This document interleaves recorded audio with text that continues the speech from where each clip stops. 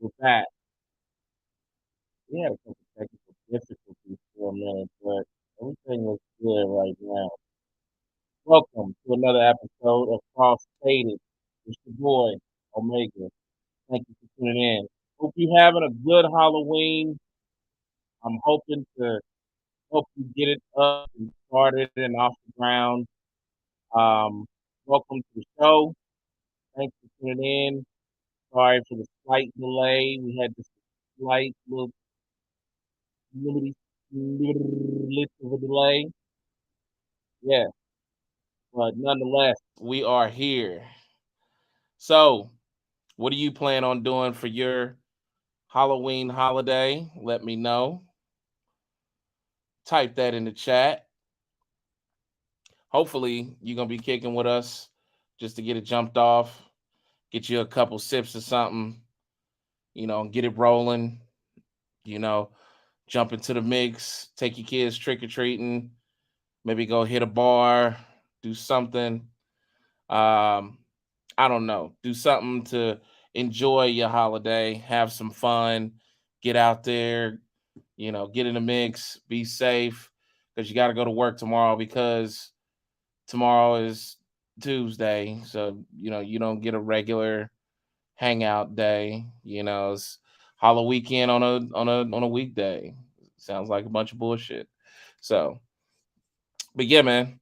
Um, you know what? Before I just jump right into it, stick around for a second.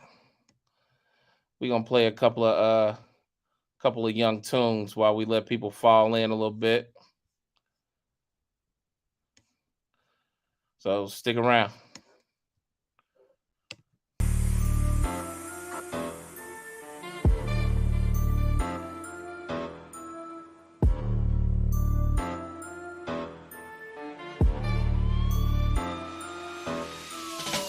Nine times out of 10, these niggas just running their mouth, I don't even wanna hear. 9 times out of 10, these niggas just talking about shit knowing they ain't even did. 9 times out of 10. 9 times out of 10. 9 times out of 10. 9 times out of 10. 9 times out of 10, these niggas just running their mouth, I don't even wanna hear. 9 times out of 10, these niggas just talking about shit knowing they ain't even did. 9 times out of 10. 9 times out of 10. 9 times out of 10. 9 times out of 10. If I talk that shit, then I walk that shit. If you see me with it, nigga, then I walk that shit. I blow a whole badge and floss my shit and get it all back if I lost that shit. Cause I know how to grind, I know how to get it, I know how to stack, I know how to flip it. Fucking with them niggas, really in them trenches, really getting them bitches, you just getting them mentions. Social media, you a gangster, you a catfish, you a wankster. We don't need fuck with your kind. You a joke, you a prankster. Niggas like you ain't doing shit, you just flexed out. Me and my niggas, we just checked up, we just next up. These niggas know what's up. See these niggas in real life, and this shit ain't adding up. 100 racks on blue bands in real time. Niggas, you can add it up. Blow that shit, go and get it back. Just let it stack and it'll keep on adding up. Any fuck niggas keep on acting up, we gon' keep on strapping up. 9 times out of 10, these niggas just running their mouth, I don't even wanna hear. 9 times out of 10, these niggas just talking about shit knowing they ain't even did. 9 times out of 10. 9 times out of 10. 9 times out of 10. 9 times out of 10. 9 times. Yo, what up? What up? What up? It's your boy. Thank you for tuning in. Make sure that you like, subscribe, and share. Omega Classic Records is the page and the name Omega Non Trader. Thank you for tuning in. So, happy Halloween. My set says it all. My set designers, they went off, man. My team, they did a magnificent job. I'm gonna just tell you what's going on in here because we got some crazy, like legendary hip hop gruesome stories to tell you today, along with the regular stuff, the et cetera, et cetera. So, but this is my set. We also have a guest sitting right across from us, the legendary Fred Krueger. Um, he's chilling right now, but he's over there with us, chilling out.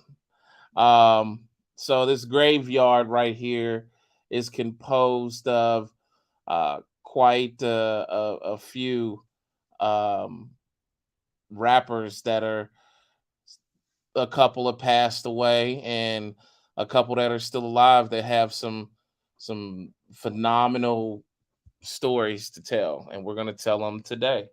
So yeah, but before I get on all that, let's dive into what's going on. So I don't know if you've been keeping up with the news, but um, man, the homegirl, Brittany Griner, is getting worse for her. Brittany Griner has been sentenced to a Russian penal colony, and looks like she, as of now, is scheduled to do 9 years. 9 years in a Russian penal colony. Um, so let's see what ABC News says. Brittany Griner will enter a system of isolation, grueling labor, and psychological torment when she is transferred to a penal colony, the successor to the infamous Russian Gulag, to fulfill a 9 year sentence handed down Tuesday in Moscow. Former prisoners and advocates retort this. Human rights violations are a regular feature of many of the camps, according to the U.S. State Department human rights groups and others who have maintained regular contact with prisoners in Russia. The WNBA star who lost her appeal Tuesday is a gay black woman, could add unknown variables to a penal system that is known to be remote and harrowing. Man, so um true enough, bad decision for Miss Garner to um take cartridges into one of the most barbaric and um draconian countries in the world. Um but they're making her pay in a way that is extremely ridiculous. It's beyond ridiculous. It's cruel. Imagine traveling through the airport and you're a part of something, you're a part of a basketball team or some kind of collective, and you had a little bit of paraphernalia on you, and you may have forgot, you may not have, and the paraphernalia is marijuana related, and the next thing you know, you're being snatched out of line, you're being hassled in all the departments in the airport, your belongings are being turned upside down. That I've been there. I've come through customs out of the airport before and kind of been turned upside down. Um, but then they just take your life after that, for this little bit of paraphernalia. That shit is crazy. Crazy. Um, Imagine that. And and then just rotting in a jail cell somewhere. Like, it's so sad. And I think with um how the American justice system works, we're spoiled.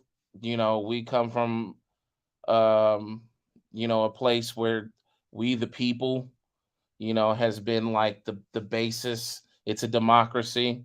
So this is just hard for us to fathom. But man, keep it in mind.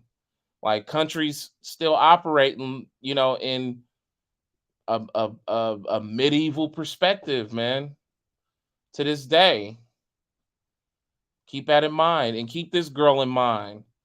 This girl was a basketball, a professional basketball player playing ball on a daily basis for a living.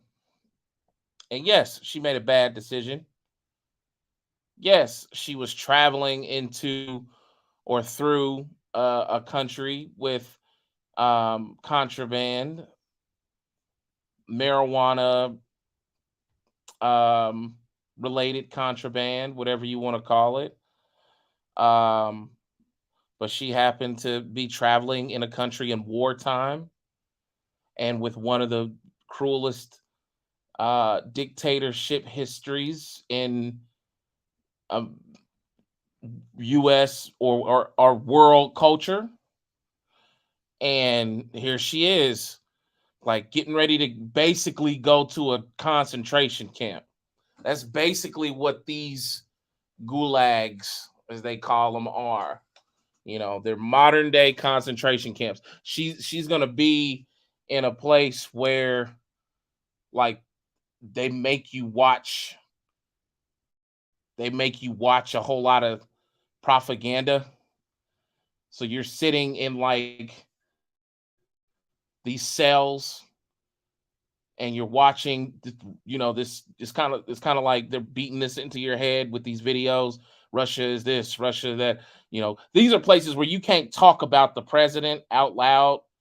Like, you can't say, you know, oh, Vladimir ain't shit. Like, you can't say it publicly. Like, you'll get arrested.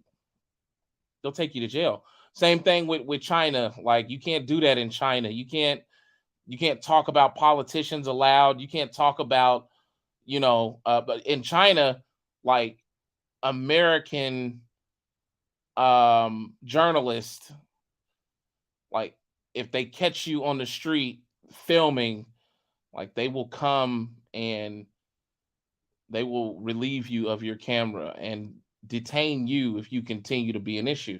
Their citizens are not allowed to give any kind of speeches or any kind of interviews on the sidewalk, anywhere, nowhere. And Russia kind of functions in a similar capacity.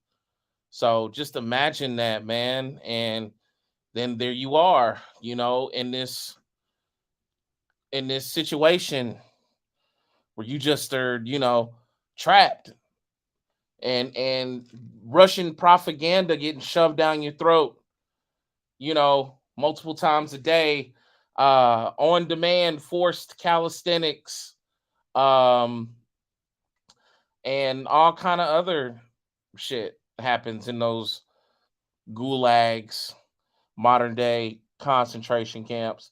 Um, they report that physical and sexual abuse by prison guards was systematic. That torture of prisoners was perverse, at times resulting in death or suicide, and that discriminatory protections against women and people of color were not often enforced. The law also does not prohibit discrimination based on sexual orientation. Russian prisons are grim, even relate to prisons in other countries, and the Putin regime has ramped up hostility towards gays and lesbians as part of its broader policy of hardline nationalism, says a Russian history professor by the name of Muriel Atkin. So, like, Vladimir Putin, prides himself on iron fisting lesbians and gays even more, and extended disciplinary actions even more to them than the other just regular the prisoners that aren't gays and lesbians and that aren't of color. This is bad. This is all bad for her. Pray for this girl. Remember her. Don't forget her when they release information about how you can sign petitions. Keep your eyes open for that. When they release information about speaking to your local congressman, keep an eye out for that. I have written my local congressman before multiple times. I've written congressmen in Florida. I've written congressmen in Illinois. I've written my local Congress. These are tools that we have at our disposal as citizens who are registered to vote. And honestly, even if you're not registered to vote, you can still reach out to these people because they're in office for you in your perspective areas. Like I've written probably about 3 congressmen before. So and I've written one multiple times and it worked. And it was in regards to a grant that they were reneging on giving small business owners during the time of COVID.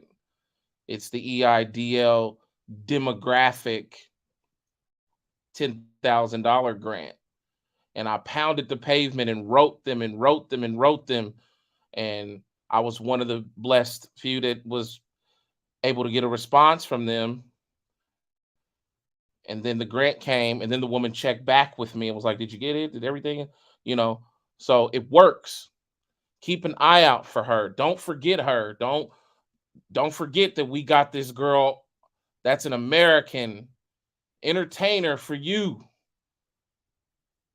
Basketball player over here in a fucking Russian gulag, man. Like in a Soviet Union ice box, ice chest, old school Slavic style penitentiary. Like it's just crazy. So don't forget her because us Americans, we have the luxury to just be boggled down with information. So it's kind of like, we forget things that happen. We forget, oh, this is because we're just constantly bombarded with all of this good and bad news. You got a school shooting on a regular basis every other week. So you're gonna forget about the school from last week because you got a new one this week. So don't forget about her. Make sure you keep your eyes open for any kind of just class action or legal petitions, anything, and support her and get her out of there because she doesn't deserve that. She doesn't deserve to be in there for. Come on, man, for a vape cartridge. It's ridiculous. God bless her. Things are getting worse for Brittany Griner. Keep your head up, Brittany. And my prayers go out to the Griner family as well. Crazy, man.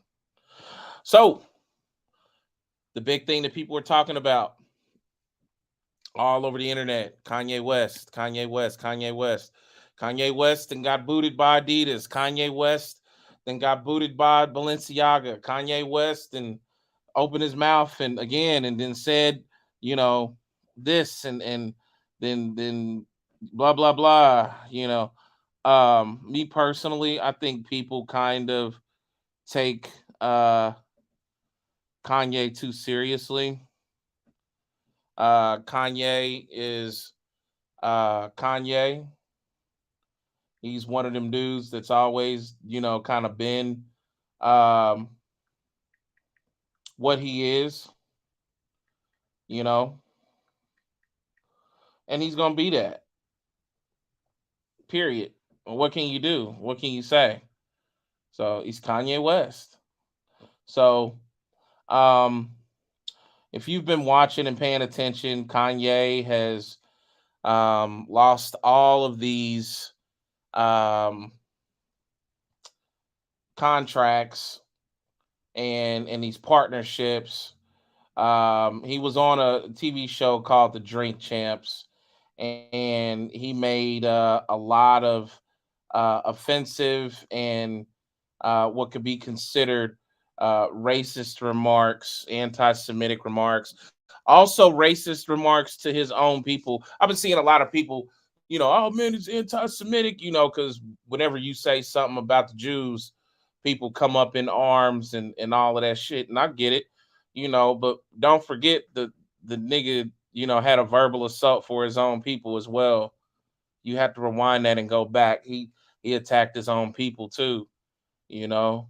So footnote, I kind of get a little tired of how people like have the Jews on this pedestal when it comes to just historical racist events and just racial happenings and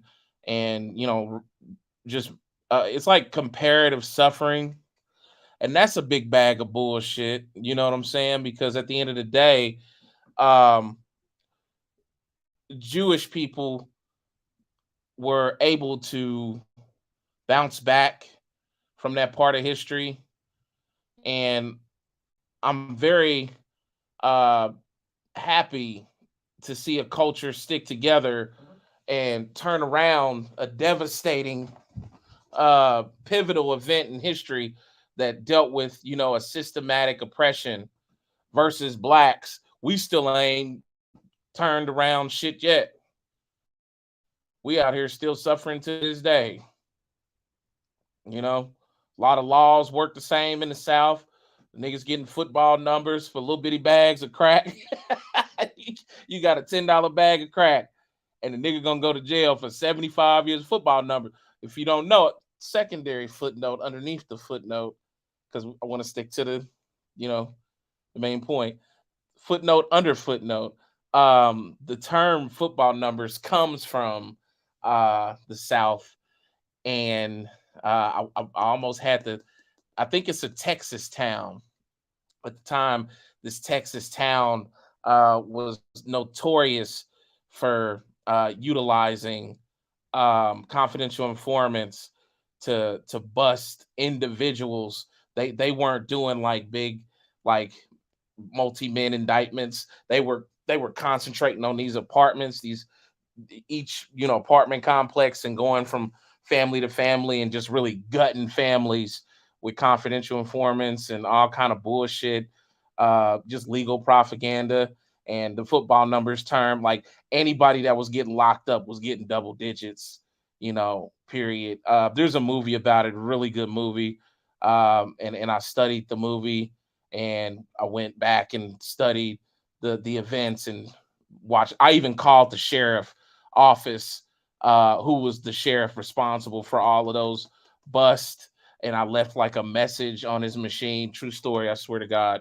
And it's a movie. The girl who plays in the Headless Horseman TV show, if you watch that, I don't know if you watch that. I don't. She's black chick, real cute black chick. She is the lead character in this movie. I'll have the name for you sometime on break so you can see it. But true story, man.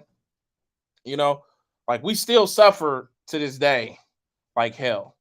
So people have kind of disregarded Kanye's disrespectful remarks to his own culture. He shitted on a lot of people, not just Jews. So, but yeah, that being said, in the aftermath, comments like George Floyd wasn't really choked. George Floyd still could breathe. He said George Floyd wasn't calling for his mother. He was saying mama like his girlfriend, like because he called her mama. So Kanye was just being Kanye. I don't have really nothing to say about that.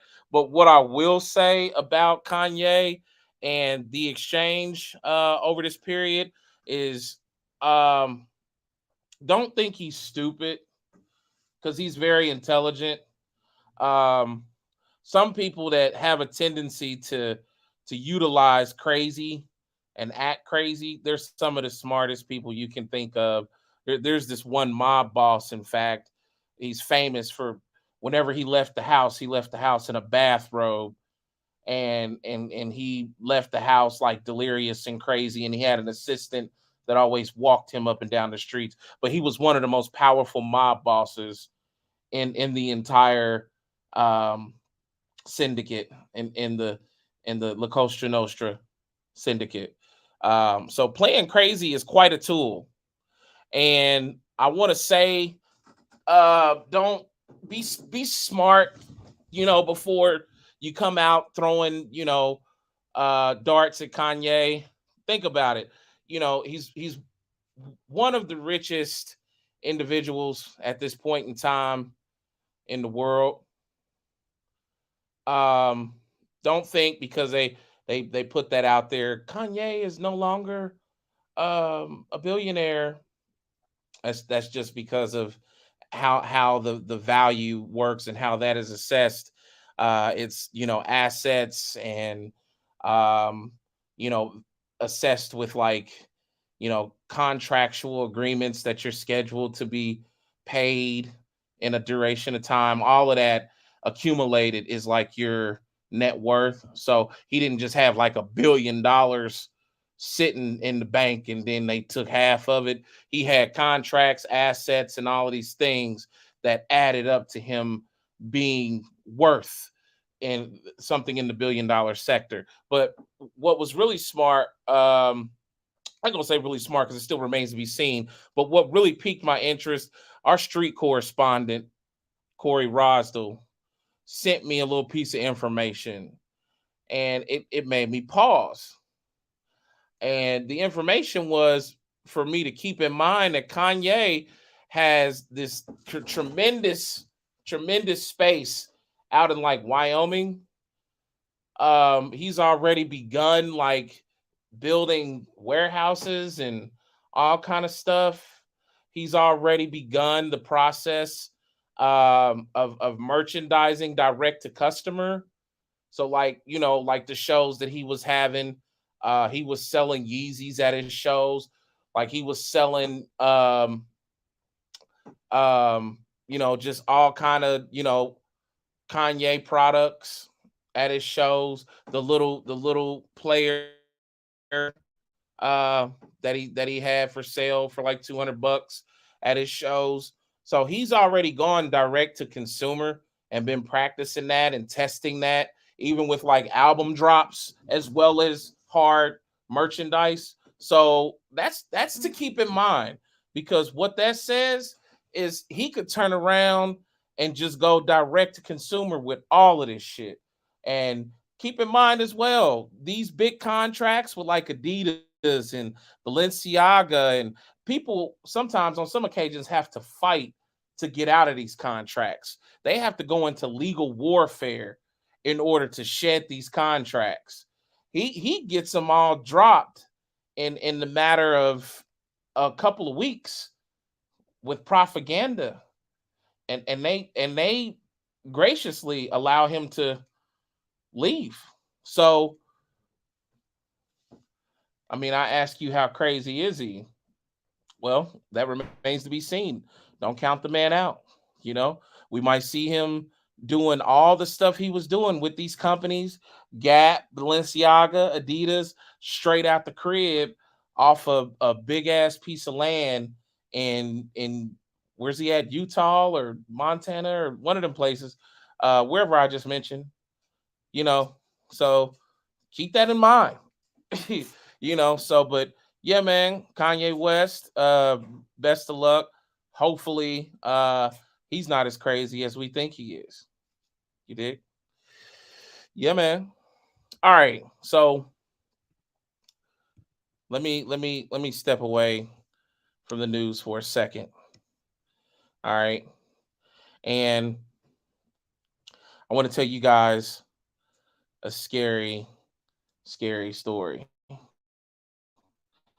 Okay, now this is actually um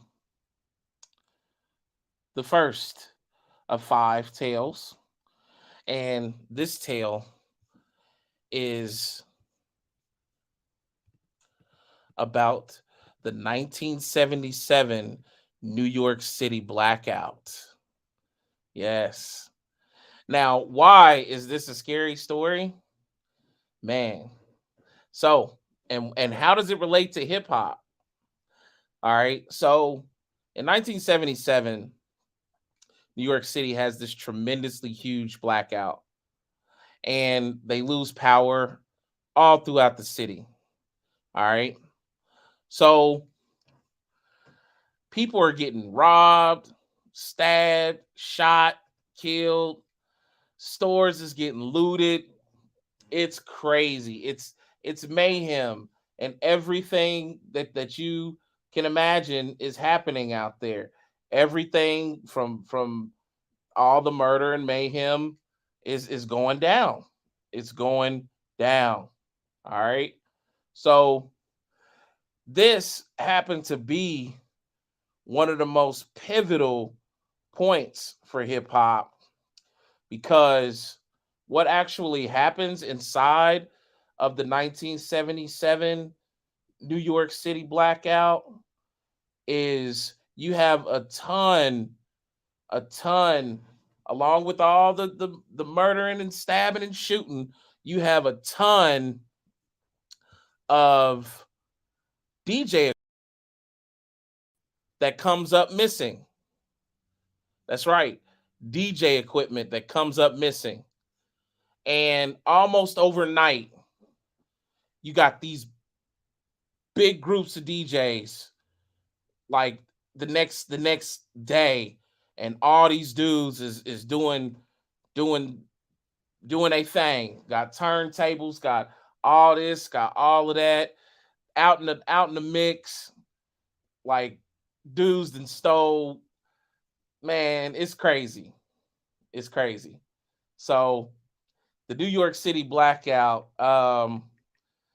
alongside of all of that criminal activity that was happening at that time, they also have all of this stolen equipment and everything, and all of this happening. It's crazy. Insane. So, yeah, man. That's one story. And I got about 5 more. All right. So let me go over here and step over to the comments real quick. Happy spooky day. From Melissa Thomas, one of our great team members. She's so awesome.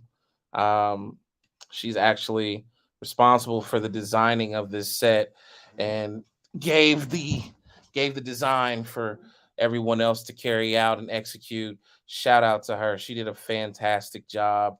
Like, she killed that. Shout out to her, please. Can I please get in a thank you. Thank you. Now, I see we got my man tuned in here, Taliban Kid. The Taliban Kid. What's up with you, Taliban Kid? That's a good friend of mine, man. My man Taliban Kid is an artist here in the rap game. He hails from the Midwest, out of Naptown. So I'm hoping that we get to, hear more from him about music, get him on the show, get him to, let us know what he's got coming up next. Taliban Kid, let us know what you got coming up next, man. What you doing? You out there by yourself? You got your group? Last I heard, one of your group members just touched back down again. You guys was separated for a little bit. Excuse me, for a little bit. So let me know what's going on. Let me know, what's happening, man. Taliban Kid, we got to get that brother in here, man. That brother, he's got about 4 brothers, and they all are a group. And I mean, real blood brothers. Like, these guys, damn near look alike. Like, they like are blood brothers for real. So we got to get them in here, man, so we can check out what they doing. Let us know what's next, man, and put that YouTube handle in there, man. But let us know what's next. You solo, the group is out and about. What's to come? Put it in the chat, man, so I can talk about it.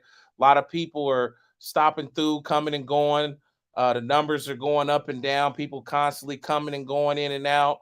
So, let that information post up on the thread so people can, see that and click that link and subscribe to you. Yeah, Taliban Kid is a dope artist, and I'm looking forward to working with him as well as having him on the show. But yeah, man. All right, I'll tell y'all what. Stick around for a second. We'll be right back. We're gonna take a little young break, and I'll see you in a minute.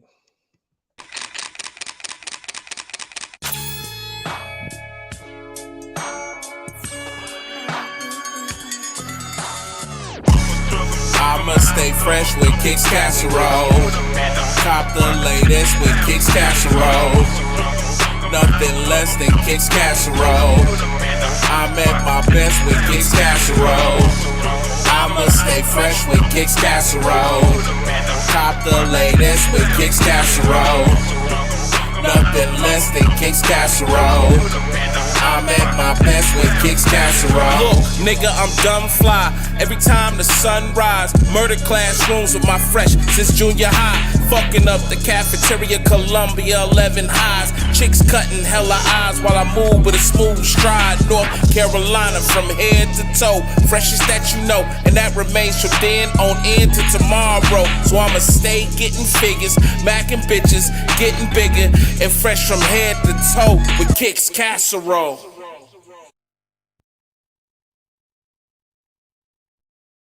Rappers, producers, hip-hop entertainers, hit up CWK Promotions for any of your management needs. Promotions, booking, studio sessions, feature help, models for your music videos, and much more. Hit up Chris Kleiss with CWK Promotions. Booking from 15 to 30% cheaper. Models, $50 to $500 for your videos. Promotions of any kind.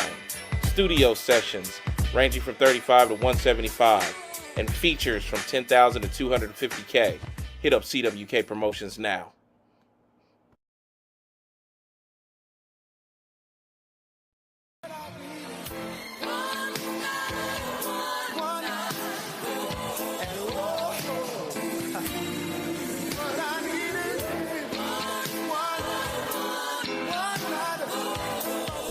It's not just music, it's classics.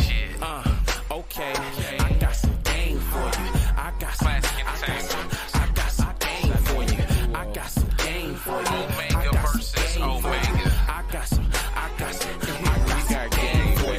See, that's $1 million song right there. So tell me, really, don't you think it's fucked up when niggas be twisting shit into submission, forgetting that it won't be as the mission, letting pussy take over the brain? There could be some other things, regardless of what you call it, a chain reaction. Dissatisfaction to the game, the pocket and partner, cause he didn't get into this marijuana or drug business, just be bullshitting while you on the sideline with your fake pimpin', nigga, please listen. I understand that niggas got hella shit up on their mind, but man, you can't let it affect the grind. Too easy to look back after you done fell all the way off and be like, damn, motherfucker, do that. Now, you losing all of your money, man, you losing your dough. This next blow is worse, man, you losing your hoes, you pawning your jewelry, you pawning your clothes, you selling your whip, so now you need to ride the road. Oh, I seen it before. Niggas fall flat on their face from trying to reach grace, stand on the floor. I said it before. Those that are mind, body, and soul should be prepared for the woe. Go ahead, let it go. Whether it's shots of electrical, lyrical watts, I live from the foe. I'm bred for the cold. Saint Bernard like pedigree, but really I'm a pit to the bone. All OG strains here, no clones. Too many niggas biting other niggas' flows. My style's mine, nigga. Go get your own. Go get your own. Go get your own. That's why a nigga better mind they own. Keep a nickel needle, my heater, miss sending you home. I call it a chrome, a gun, two piece of a tone. A Roscoe, gang, y'all, go roll over a brown. A burn of a biscuit, all me shutting you down quick. Coming up out the hostel with this minimal second. Shot to your legs, throw back, feeling wet. This homie, you fucking with niggas that got a gun daddy. Fuck you off. What kind of sense does it make to respect you when I got no regards for the law? I ride with the cars, I drive a nigga shot at my door for 1 cent. Did you ever think I'll make it with pause? No. A trained criminal rhymes insane, cynical. People thinking that Mega would never remain lyrical. Now that's pitiful. Give me a minute minimum. I'm ending them as soon as they step into my continuum. No third element. I'm eating them seeds alive that don't deserve to rhyme, lacking intelligence. This is relevant to all of those who oppose witness to rap. The rap's vigilant delegate. Game for you.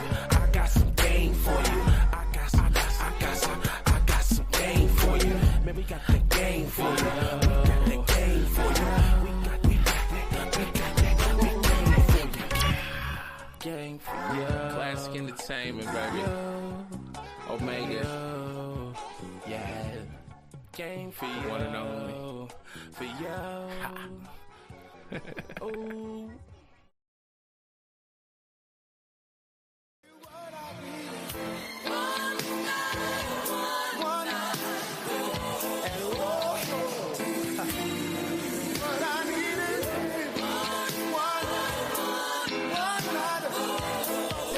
It's not just music.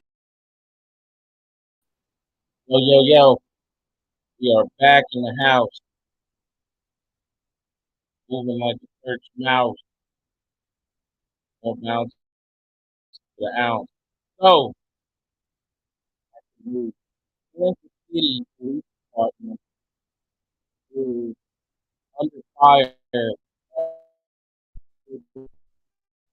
And I don't know if you heard as to why, but Kansas City, ridiculous um, fast police officers was warned about a racist serial killer that only tried for killing women, black women in the area, and they chose to negate the complaint. They chose to negate everything that was coming in information wise, and they refused to believe that it was real. Kansas City PD. Wow. Check this out. Warning to our listeners and viewers. We begin today's show with a story that includes graphic details of sexual violence. On October 7th, a 22-year-old black woman in Excelsior Springs, Missouri, escaped from a white man who she says held her captive in his basement for nearly a month, whipping, torturing, and raping her repeatedly. The woman fled and knocked on a neighbor's door for help after the man left the house to take his son to school. About 7:30 a.m., I faintly heard a young female saying, "Help me." Lisa Johnson was the first person to encounter the woman and to help rescue her. She told the Excelsior Citizen the woman was nearly naked as she pleaded for help. It was actually like an S&M dress. It was plastic, black plastic, very short. It wasn't shorts, it was a dress. That's all she had on, and the duct tape around her neck and the collar. And it was restricted. It was a metal collar. It looked like a shot collar, a homemade one at that. I seen her wrists were pretty messed up and her ankles. Asked what she needed. It was obvious. I didn't really have to ask at that point. I just started looking. First thing I did was tell her I was calling the police. That kind of agitated her. She told her that if I called the police, that he would kill both of us if he found out. She said he already killed her two friends that she was with. The woman who escaped said other black women were killed by her abductor. She's not spoken publicly. She's not been named, but she helped break open a story that the Kansas City police had vehemently denied, as community members raised alarm that black women and girls were being disappeared in September, possibly by a serial killer. Police responded by saying the reports were, quote, completely unfounded. Some of the concerns were raised in a now viral video by Bishop Tony Caldwell of Eternal Life Church by the independent publication The Kansas City Defender.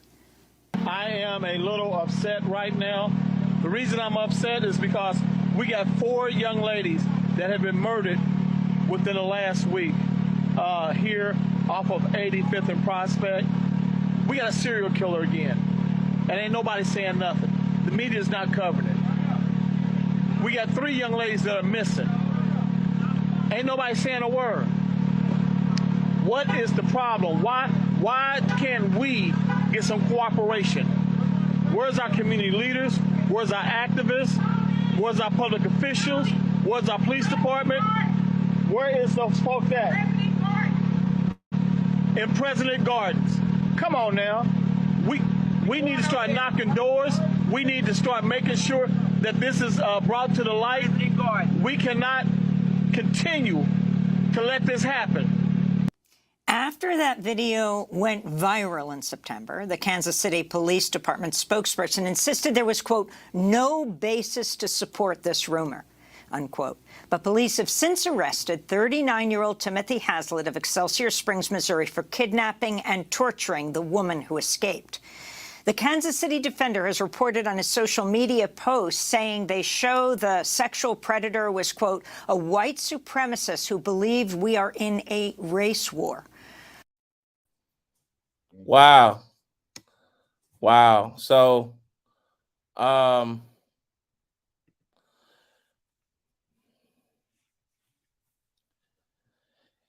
the Kansas City Police Department ignored it, and it took for one young lady to make it free out of the house that she was captive in, and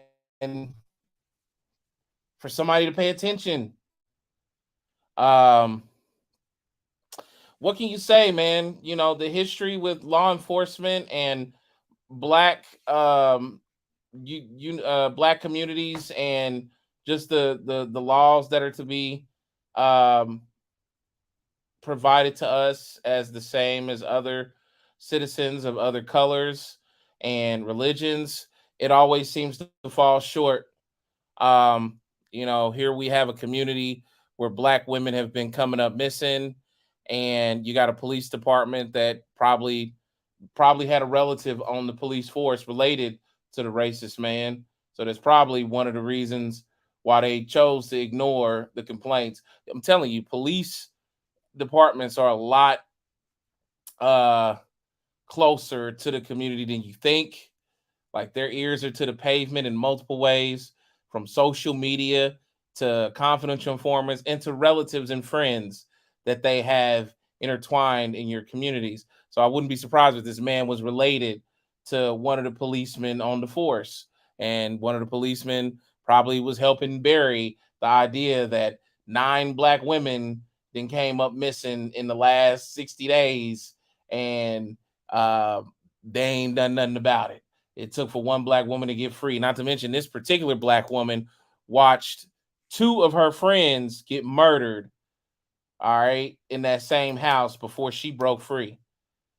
So, Kansas City, man. I went through Kansas City and did a show, and it was a very dope show. When I was in Kansas City, it had a very Midwestern feel.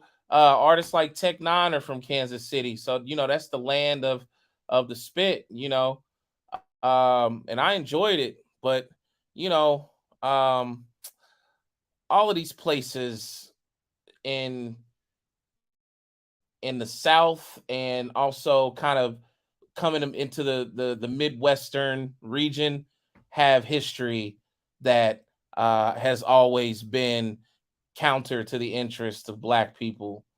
Um, that's just how it is.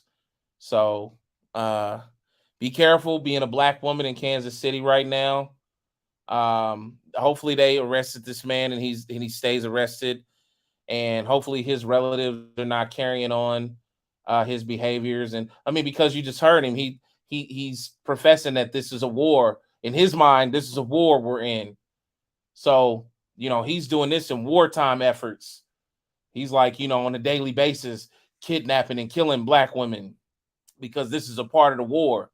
So hopefully his family ain't picked up the torch, while he's going to jail and going through the probate proceedings and whatnot. Not probate, but the due process, and and hopefully he don't get let back out.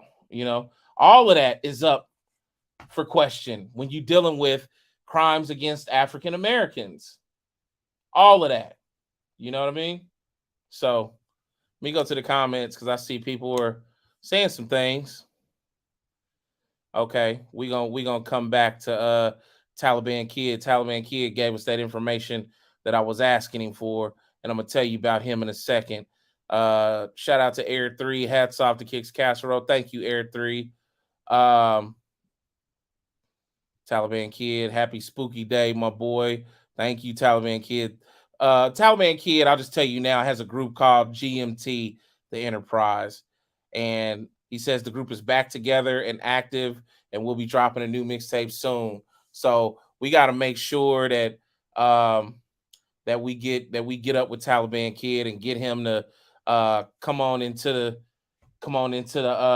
show one time, make his way out here and bring the group and rotate some of that music, and check them boys out. But shout out to Taliban Kid. Shout out to Air 3. Appreciate you, brother. I think that's my boy. If that's you, Bob, say what's up, say what up, Chad. If that's you, I think that's my boy Cheddar. I can't tell. But shout out to Air 3. Taliban Kid says, my brother under me just got out of prison doing a 4-year bid. So now the group is back together and active. We will be dropping a new mixtape soon. I'm looking forward to it, Taliban Kid. Looking forward to it, brother. So shout out to him. Yeah. And make sure that y'all check Taliban Kid's music out by way of his YouTube page. Make sure you like and subscribe. That brother's got some good stuff. Him and his brothers got a really nice camaraderie and sound, and I like what they doing. So, and I'm gonna support what I like and what I think is, good music and true to the craft in its own way. So check out Taliban Kid. Taliban Kid, stay with us, man. We got some more stuff to talk about. Post that link to that YouTube page in here too, Taliban Kid. So yeah, man, that is a phenomenal, ridiculous story in Kansas City. So if you're traveling through Kansas City, you got relatives in Kansas City, forewarn them, especially if they ladies, because they could get snatched up in the middle of this imaginary race war that's happening out there with some of these Kansas City relatives, not relatives, but residents that are demented and obviously having some mental issues. So warn your family and your friends and tell them to be careful. I'm sure that there's a Kansas City situation like this in every other city. Nonetheless, you ready for another spooky story? All right. So, hip hop horror story number 2. Suge Knight and E, an offer you can't refuse. Now, and if you look at this bulb right over here, that bulb that's like right at the top, far left right there, that Suge and Easy and that bulb right there. Suge and Easy, I'm sure that you probably have seen in the film Straight Outta Compton, how they had the issues that they had. So most people are probably familiar with this horror story, and I know you're thinking, oh well, Easy E got his ass whooped in the studio. It's really not a horror story, it's just an ass whooping. Okay, but did you know that in the midst of that ass whooping that Suge Knight provided Easy E, that it is said that he shot Easy E up with a syringe of AIDS, a syringe with blood contaminated AIDS.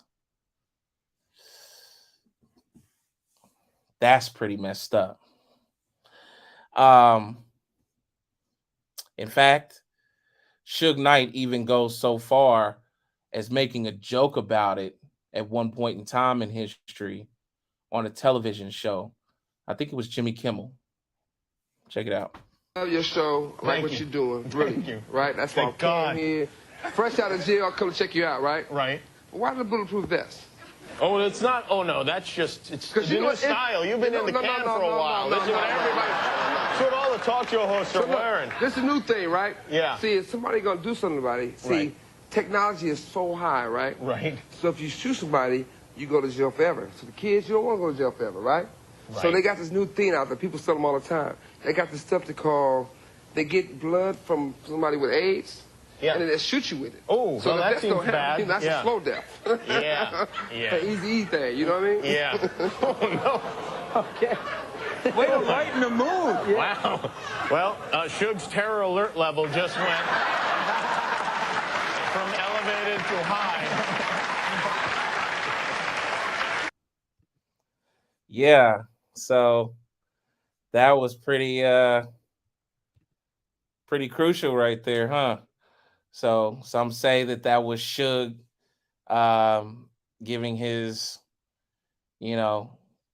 self-implied action in that situation. Yeah. You don't see that happen in the movie. You just see Eazy-E get beat up pretty bad, and then he goes and consorts with Jerry Heller, which was the Jewish guy that was part owner of Ruthless Records at the time. So yeah, pretty messed up, man. That's a hell of a horror story if that really happened. And when it comes to Suge Knight, you can't put nothing past him. I wouldn't put nothing past him. Suge Knight is a crazy mother lover. All right. So yeah, hip hop story number 2 in the bag. Ooh. Definitely awkward. All right. So the definition of the day: sound scan.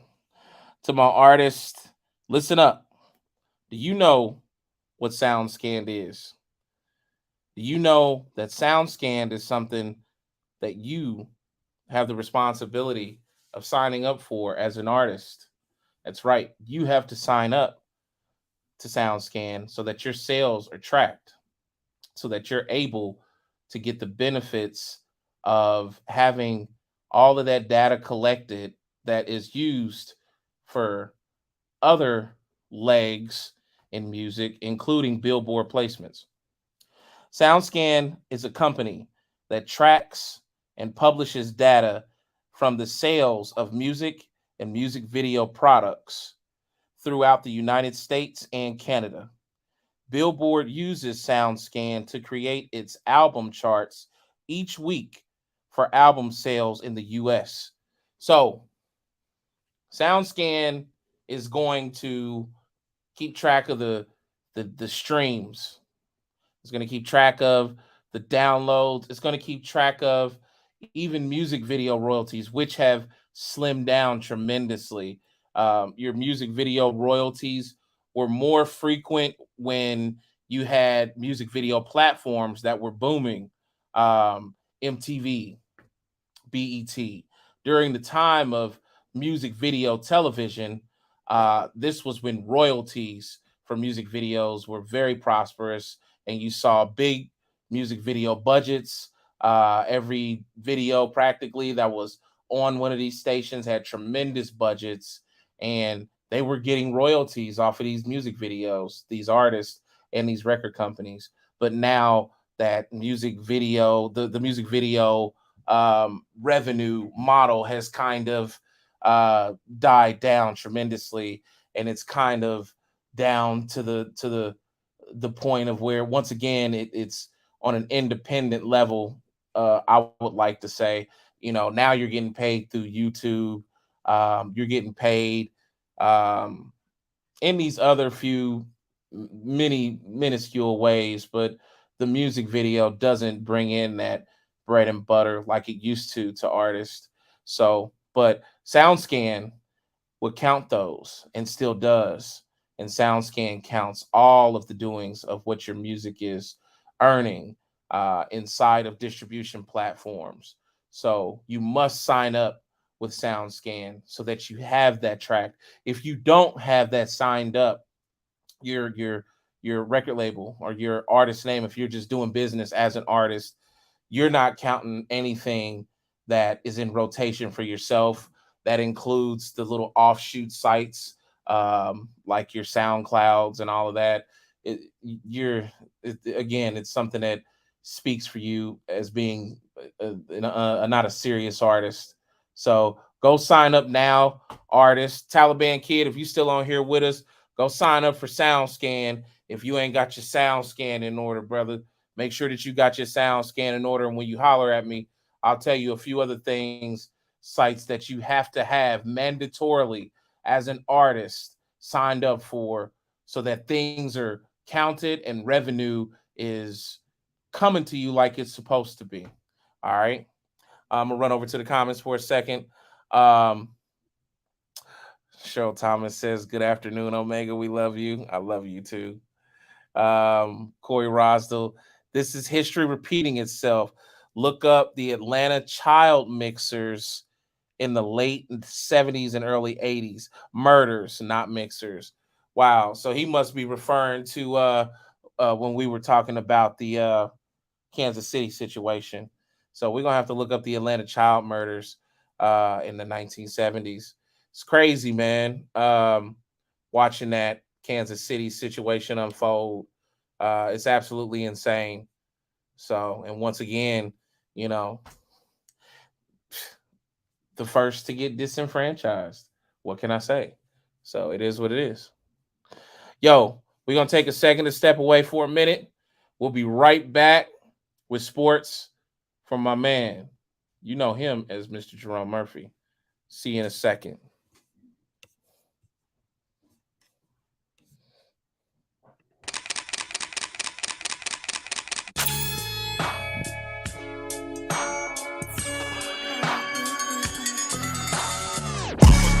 I'ma stay fresh with Kicks Casserole. Cop the latest with Kicks Casserole. Nothing less than Kicks Casserole. I'm at my best with Kicks Casserole. I'ma stay fresh with Kicks Casserole. Cop the latest with Kicks Casserole. Nothing less than Kicks Casserole. I'm at my best with Kicks Casserole. Look, nigga, I'm dumb fly. Every time the sun rise, murder classrooms with my fresh since junior high. Fucking up the cafeteria, Columbia 11 highs. Chicks cutting hella eyes while I move with a smooth stride. North Carolina from head to toe, freshest that you know, and that remains from then on into tomorrow. So I'ma stay getting figures, macking bitches, getting bigger, and fresh from head to toe with Kicks Casserole. Rappers, producers, hip-hop entertainers, hit up CWK Promotions for any of your management needs. Promotions, booking, studio sessions, feature help, models for your music videos, and much more. Hit up Chris Kleiss with CWK Promotions.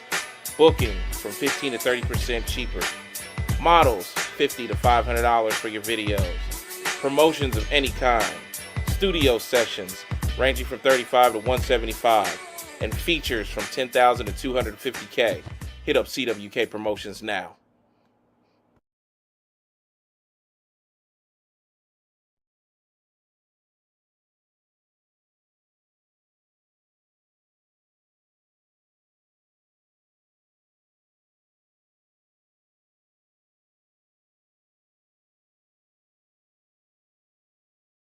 Slow roller, but Martinez doesn't run well. Jeter up with it. Starts spreading the news. New York, New York.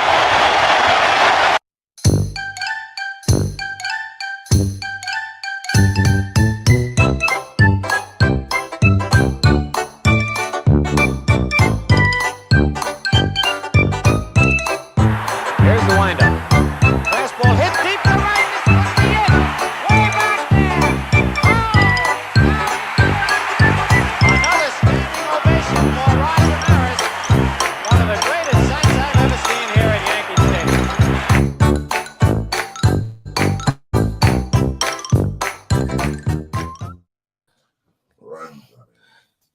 So we have the man, the myth, the legend himself. The rumor. Yes. Yes. And we are now talking sports with the one and only Mr. Jerome Murphy.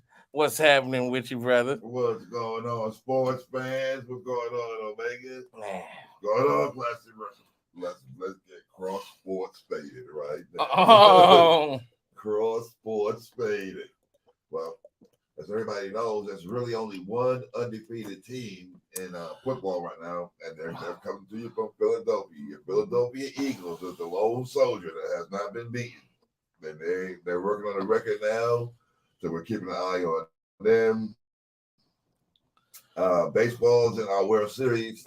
Not the Yankees. I was in New York when we got swept. It was a sad day in the Bronx. Okay. All the New York lights was walking around depressed and calling for change and asking for heads to roll for the manager to the president, but it still feel like they had the Yankees players' interest at heart. And the fans are disgusted, but we made it again to the playoffs and got bumped out of the second round. A lot of people who deal with sports are used to that. They don't, they figure, why come we can't get over the hump? So, yeah. Well,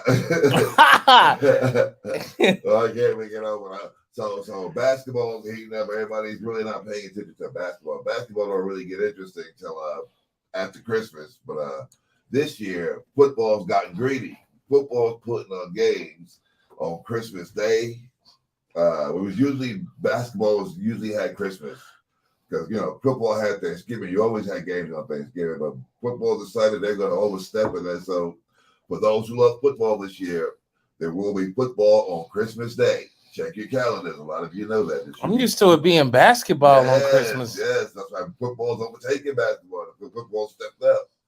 That's what basketball really comes on is after Christmas. Because right now they started, they're in game 5, game 6. They're getting their legs underneath them. They're not really, But yeah, they changed that whole schedule. So look for football this year for Christmas. At the opening of your presents, everybody be ready to get their game on. They get their bet group on and play those games. Yeah. A lot of surprises in the football world. Deshaun Watson, the pervert, is still sitting out waiting, and his team is kind of like holding their own in their division. I don't know what they think. This guy hasn't been playing, since this whole thing started, so he's going to come back rusty as heck. So they're catching all the marbles on him. Let's see. The Bears won yesterday. Okay. No. Let's start with the one that we like the best. How about those Cowboys? Cowboys, when they ran for them, they ran over. Wow, Cowboys. When I grew up, I wanted to be Yeah. a Cowboy. Cowboys did the do yesterday. I know Cousin B's on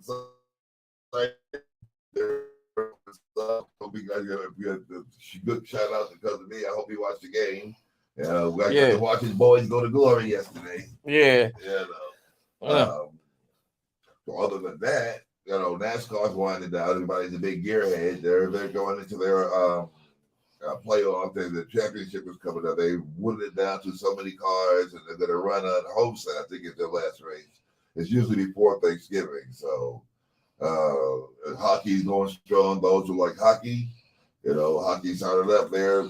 Never a big fan. They could never understand the game, but when it's you're bored. There's nothing else to watch. It's another reality sport. Somebody's got to win. Somebody's got to lose. Mm-hmm. That's why most of us watch sports because we like the finality of it. On every given day, there's no unless lately in football there was a tie or two, but for the most part, somebody's going home a winner and somebody is not. Yeah. That's just the nature of the game. Yeah. So okay. We were talking games yesterday. The big game everybody was talking about was the Atlanta game. If you saw any parts of that game, it was one guy got a touchdown and got all excited, but he got a penalty. You know what he did? What? He took his helmet off on the field celebrating. Big dummy. That's a big dummy sports move. We should start posting the big dummy sports move. This guy was so excited. He act like he never been there before. You should see the tape of it. I should actually see if you can pull it up.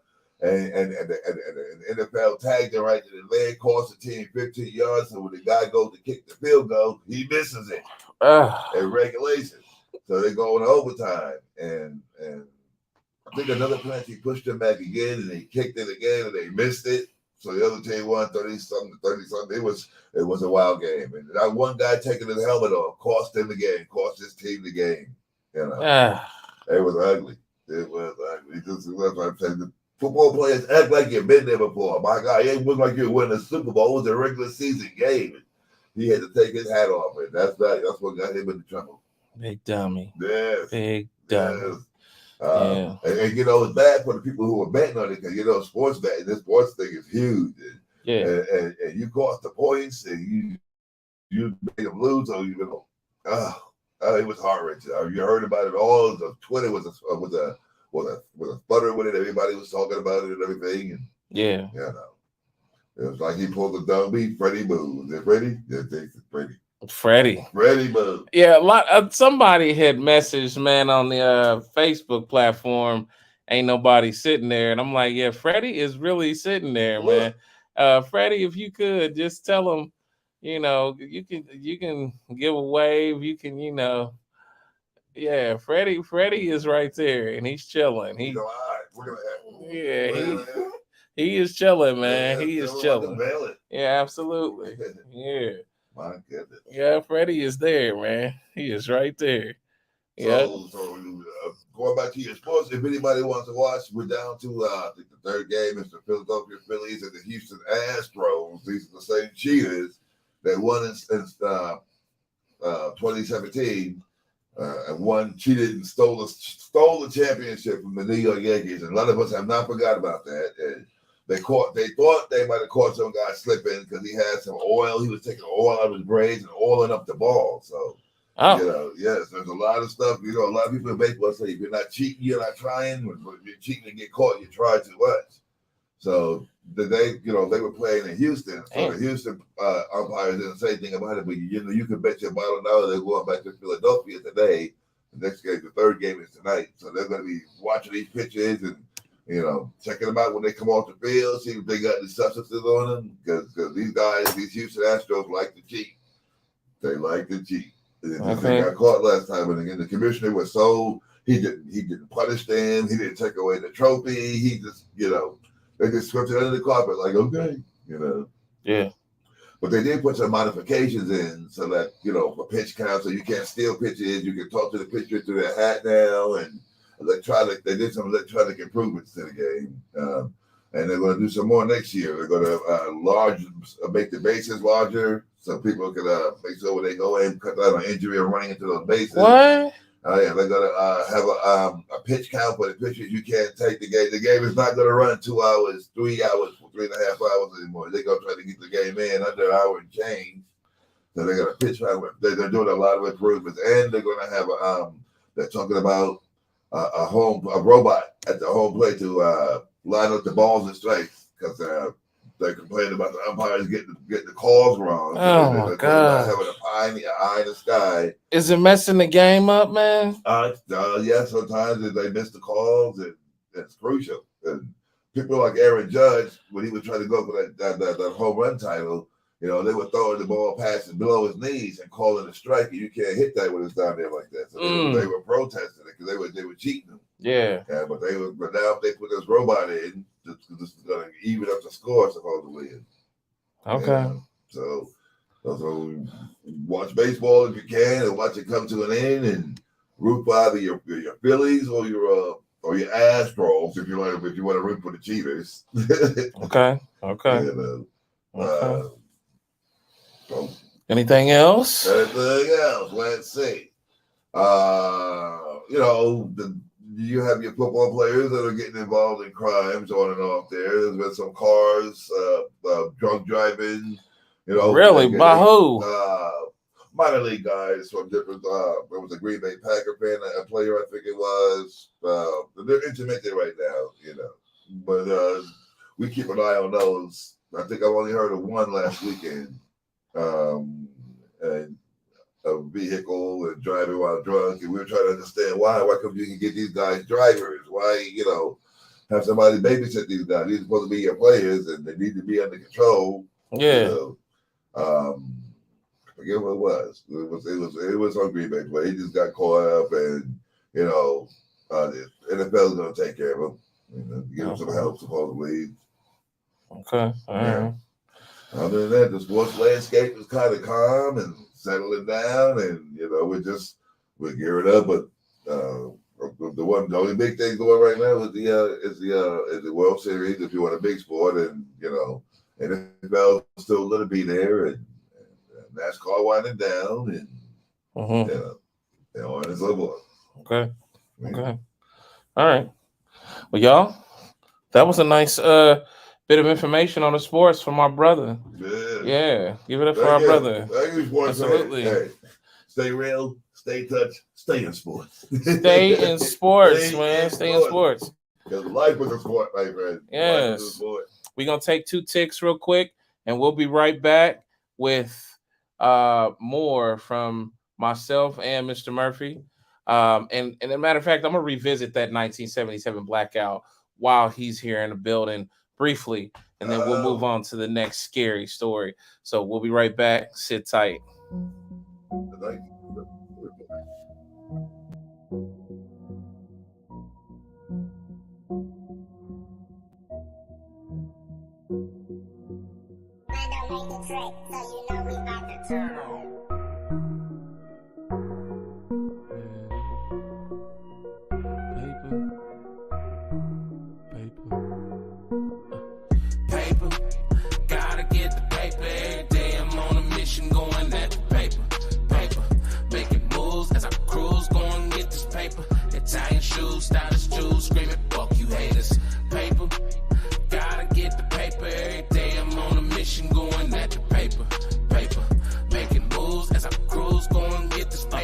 Italian shoes, stylish jewels, screaming, fuck you haters.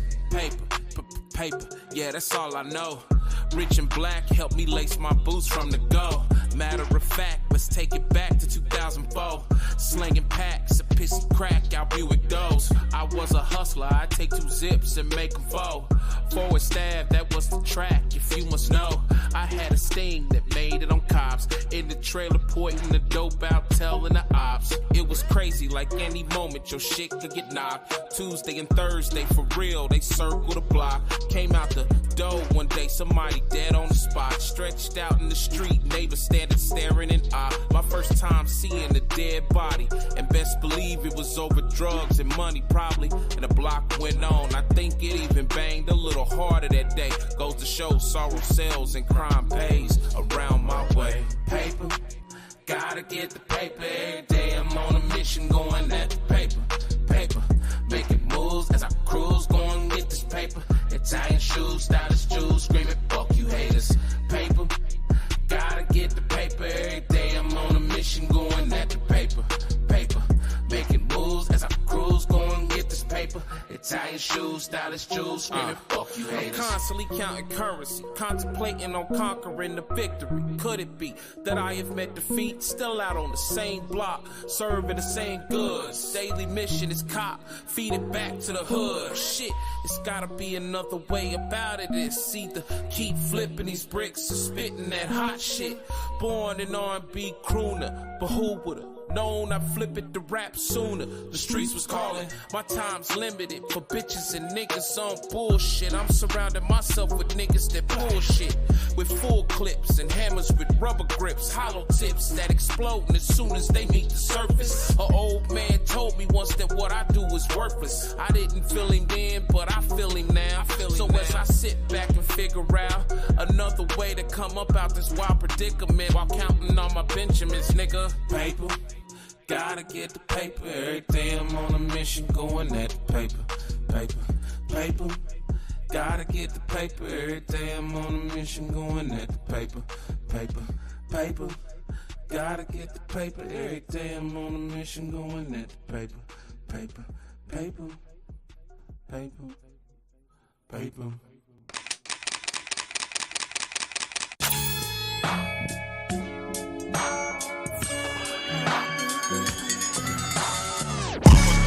I'ma stay fresh with Kicks Casserole. Cop the latest with Kicks Casserole. Nothing less than Kicks Casserole. I'm at my best with Kicks Casserole. I'ma stay fresh with Kicks Casserole. Cop the latest with Kicks Casserole. Nothing less than Kicks Casserole. I'm at my best with Kicks Casserole. Look, nigga, I'm dumb fly. Every time the sun rise, murder classrooms with my fresh since junior high. Fucking up the cafeteria, Columbia, 11 highs. Chicks cutting hella eyes while I move with a smooth stride. North Carolina from head to toe, freshest that you know, and that remains from then on into tomorrow. So I'ma stay getting figures, macking bitches, getting bigger, and fresh from head to toe with Kicks Casserole. Pissy crack, out Buick those. I was a hustler, I take 2 zips and make them fold. Forward stab, that was the track, if you must know.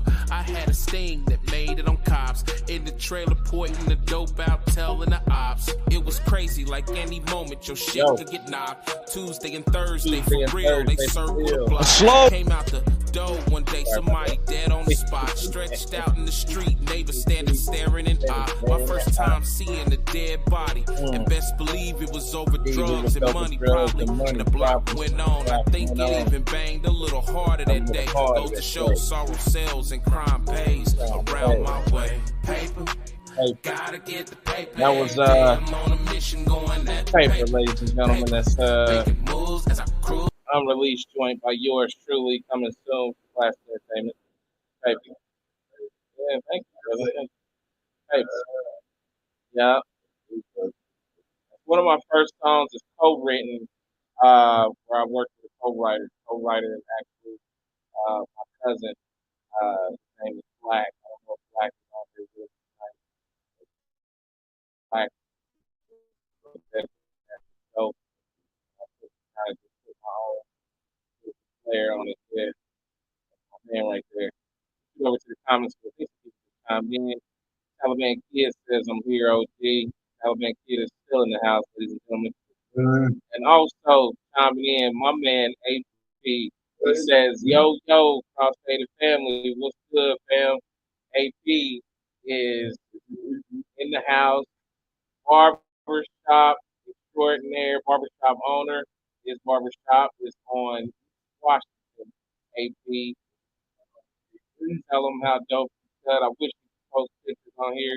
We're gonna get AP a commercial on here sooner than later. I'm gonna go see him, swing down on him with my boy Jay and some kicks, and see if anybody in the barbershop want to pick some kicks up. We're gonna discuss making AP a commercial. I'd love to have him. AP is my brother, that's my boy. You know, I've been knowing him for a long, long time. He's a super dope barber. AP, tell me name of that barber shop one more time if you would, brother. Post that in the comments. My man AP in the house. All right. Oh, as you guys can see, yeah, Freddie's moving around, man. Freddie, you got anything that you would like to say? Is there anything that you want to tell them? I've been away from my children for far too long. Okay. All right. Freddie is doing Freddie. All right. Yeah. He said he's been away from his children for far too long. Yeah. Appreciate it, man. Freddie out here. It is. It's Freddie's day. Fred, is there anything else you say? You want to say anything to the kids out here trick or treating, or anything at all? Anything they want to, you know? Dying to see what's you are first. All right. Well, Freddie is dying to see what kind of skeletons in your closet. So, um, yeah, Freddie is chilling. He ain't said a lot, and I was just surprised to get him here. Freddie, thank you, man, for coming out. Appreciate it. What'd you say, Freddie? Oh, okay. All right. All right. Yeah, but you know, I mean, yeah, 'cause I mean, he could be doing a lot worse. But he's still with us right now. So, yeah, absolutely. Thank you, Freddie. I appreciate it. Oh, wow.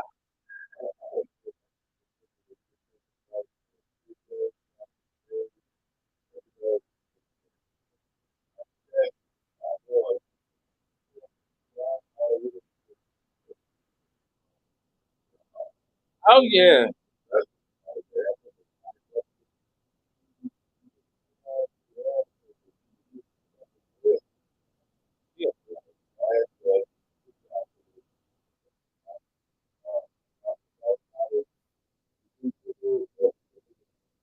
Really? I didn't know.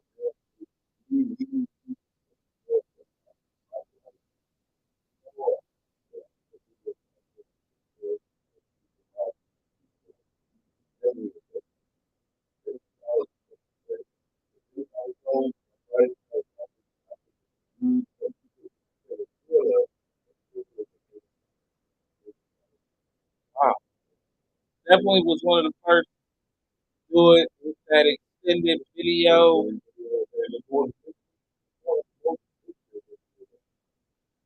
Yeah,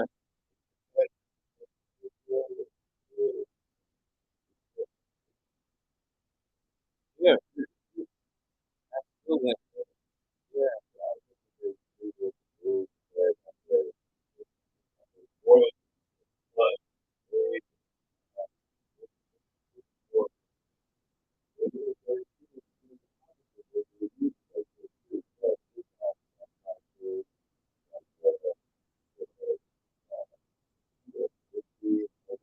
yeah. Like I said, man, radio, radio star in that time.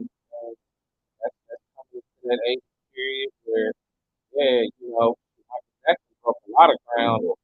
not just with the videos that he was making it so elaborate, but MTV didn't want to have niggas on there. And they didn't want to have niggas even of the likes of Michael Jackson in the beginning. You have people like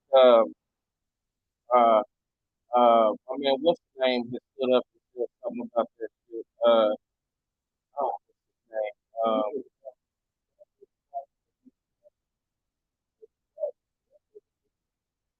They wasn't trying to. They was constantly saying that they weren't a fit and they couldn't, they couldn't deal with the crowd. And at the time, the crowd that he was looking at as being their main people are teenagers, white, you know, American teenagers, so they were just like intent on not having any black, music on MTV, and Michael Jackson was like that standard.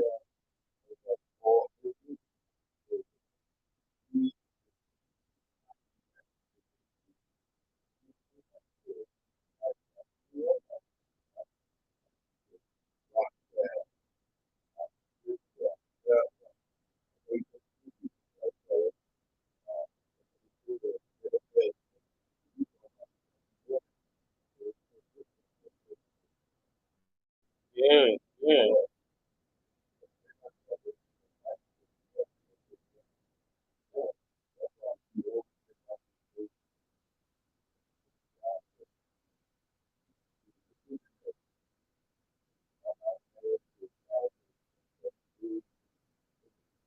They did.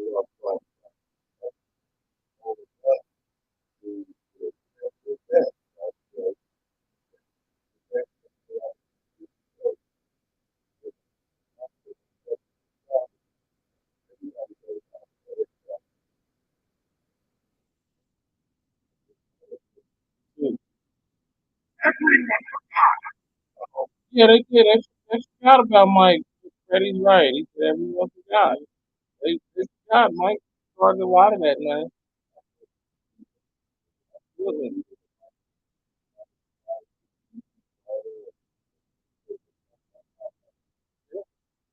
really. So we're gonna go back to that first story just briefly because I got another story for you guys. And the first story that I told you about, and we have an authentic New Yorker here, was the 1977 New York City blackout. And I just said I wanted you to comment on it a little bit. I had told them about uh, ties that hip hop had to the blackout, as it was said by a lot of prominent DJs. DJs sprung up overnight because of all the equipment that was stolen and guys' equipment that was just way out of their reach of affordability. And then it was almost like the next day, it was like just a legion of DJs that just popped up into the communities from the blackout due to the equipment. But yeah, you were in New York at the time, so I'm set up with somebody that was there tell you what it was like.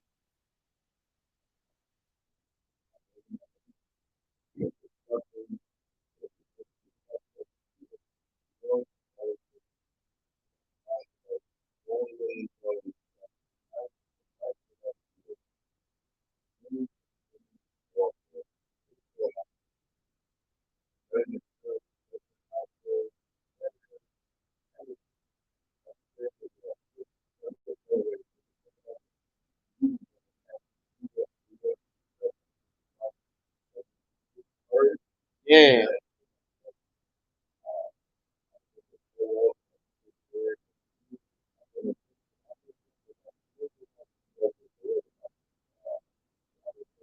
Loretta. Yeah,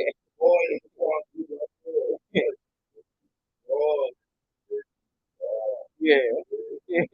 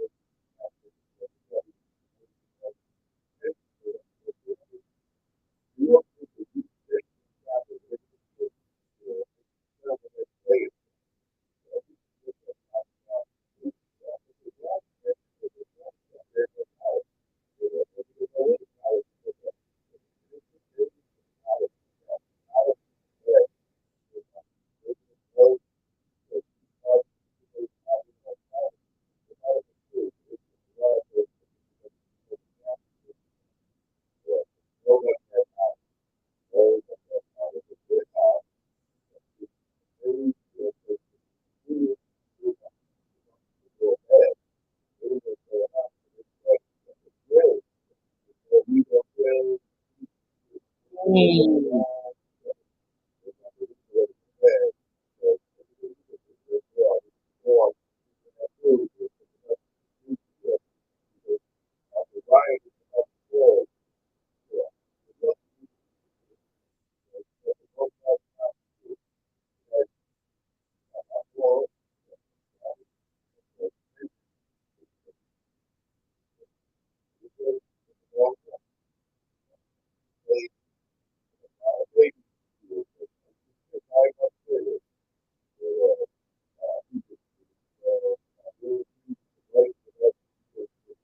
Oh, wow.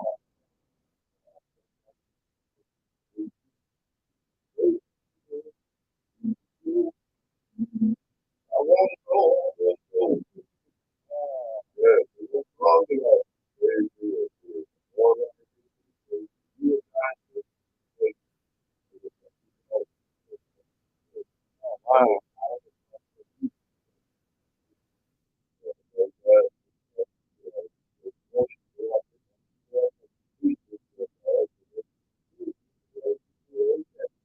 Mm.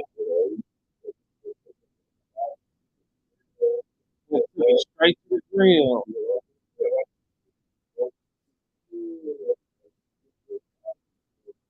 Street of Hibachi.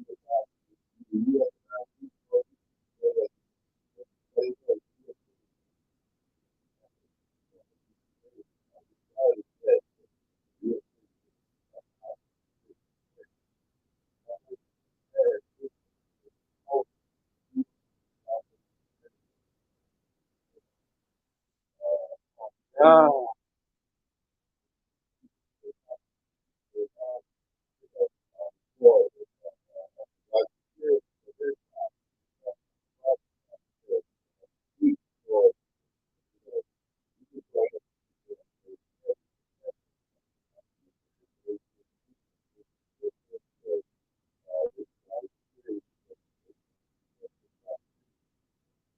yeah, yeah.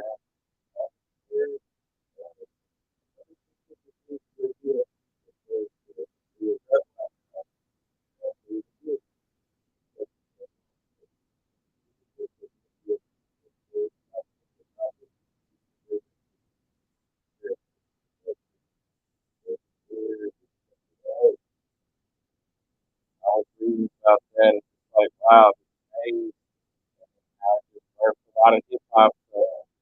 Shout out to the brothers that decided to do something rather positive in the midst of a very dark situation. Yeah, them brothers could have been killing, and killing. They went and took, yeah, yeah. Some brothers pushed hip hop forward. Yeah,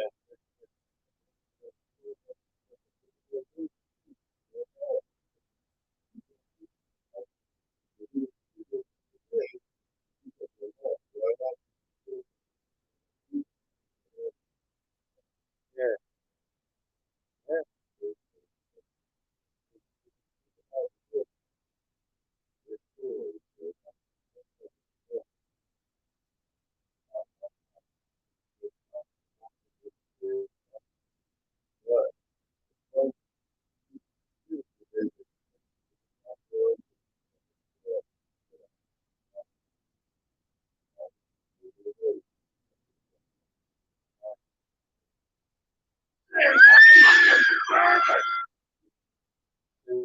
Urban, okay. You know, Fred, type, got you. That's the urban, yeah. That is dope, man. That is not no joke. All right, we can move into the third story, guys. And the third story is about an artist named Christ Bearer. And Christ Bearer gave himself a certain, yeah, Christ Bearer got his start as a Wu-Tang Clan affiliate, but isn't particularly known for his music. Christ Bearer, the California MC, born Andre Johnson, cut off his own then jumped off the second floor balcony. Luckily, right there, and his member had his member surgically attached, and he even laughed about it during some of his recent stand-up comedy routines. So it looks like right there has converted himself from rapper to comedian, or he's a dual, you know, threat rapper and comedian, and he is survived and willing to tell about it. This guy right here is actually Christ Bearer in this particular bubble, and that was a crazy story. Hearing about that and hearing about uh, a dude that had some willpower or just whatever. Uh,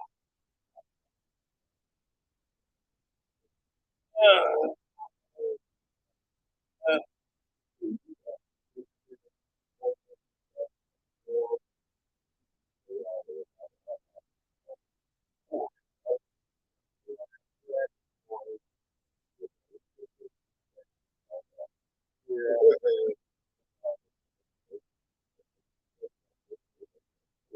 that one, but it's a great opinion, and I think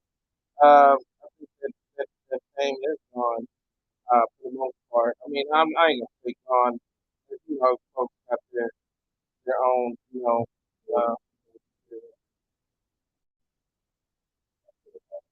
yeah, that's a pretty good situation. So shout out to Price Bear for getting his head back on, Oh wow, getting his head damn. Oh wow. no, no pun intended. I really did. Oh my god, man. Oh my god. I just said that I had no intention at all. Oh my god. Yeah. Good luck to that brother, man. Good luck to that brother. All right, y'all. So guess what? You guys won't believe this big dummy of the week. I think they will believe it. The big dummy of the week is not an individual. It is an entire police force. Yeah. No. They're just ignorant. Yeah. But the big dummy of the week is Bullhead City Police Department of Arizona, Bullhead City, Arizona. And let me tell you what they've done. All right. So this is what Bullhead City done. A woman who got arrested was arrested for the police were criminalizing kindness. This woman was arrested for feeding homeless people.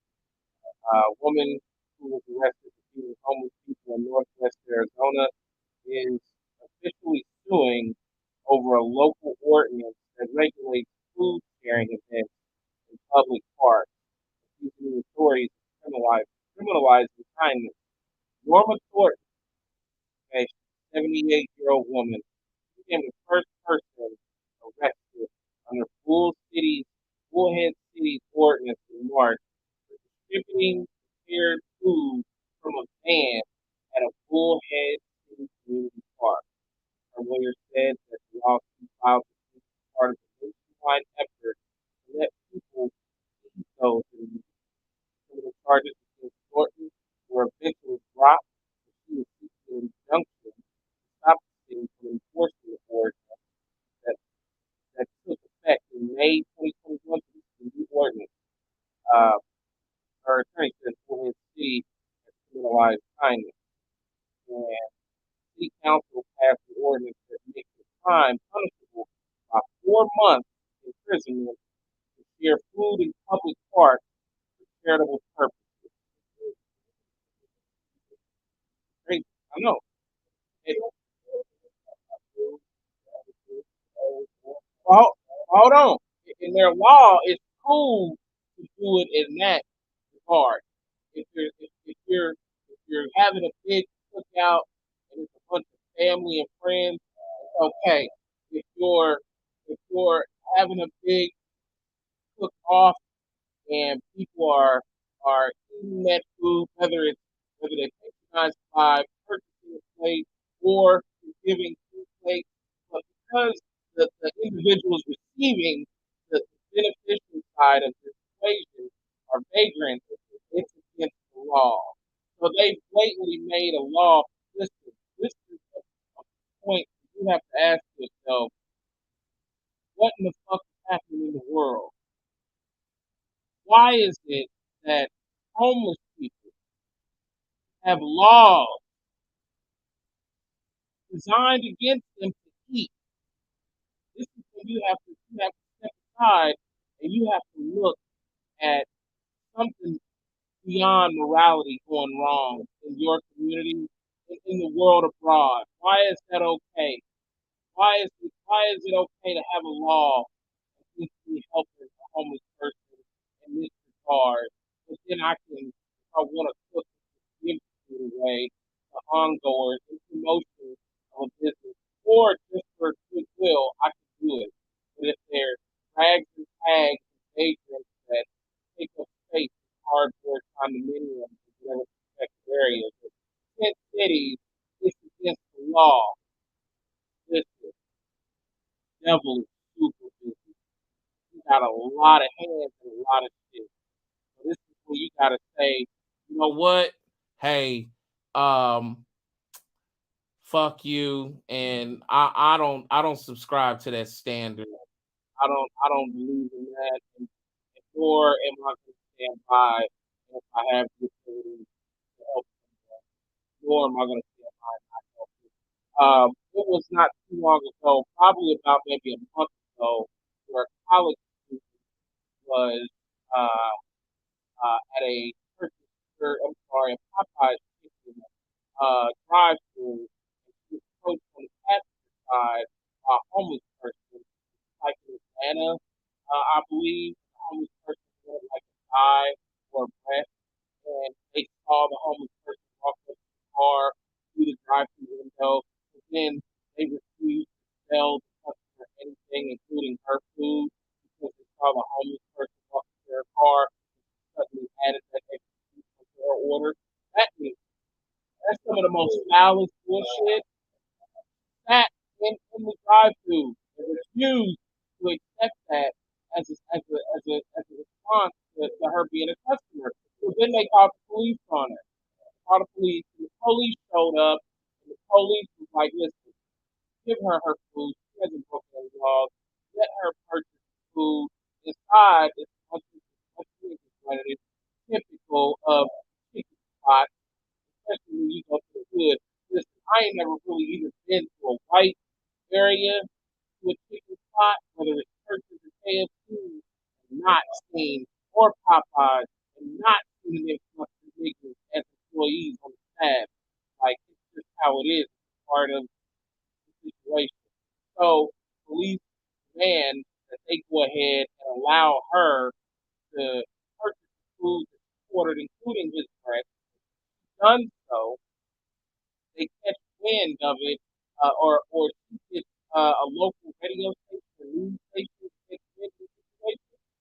Yeah, it goes viral, and then the owner of that particular Popeyes franchise reaches out and says, "Hey, come back up here and give yourself a free meal on us as an apology."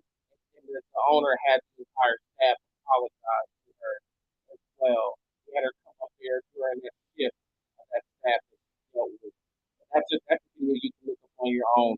But that was just a footnote to this situation right here, dealing with this 70-year-old woman, Miss Thornton, former Thornton, and her getting jailed, and having to go to jail and draw up a lawsuit against Bullhead City Police in Arizona for doing God's work.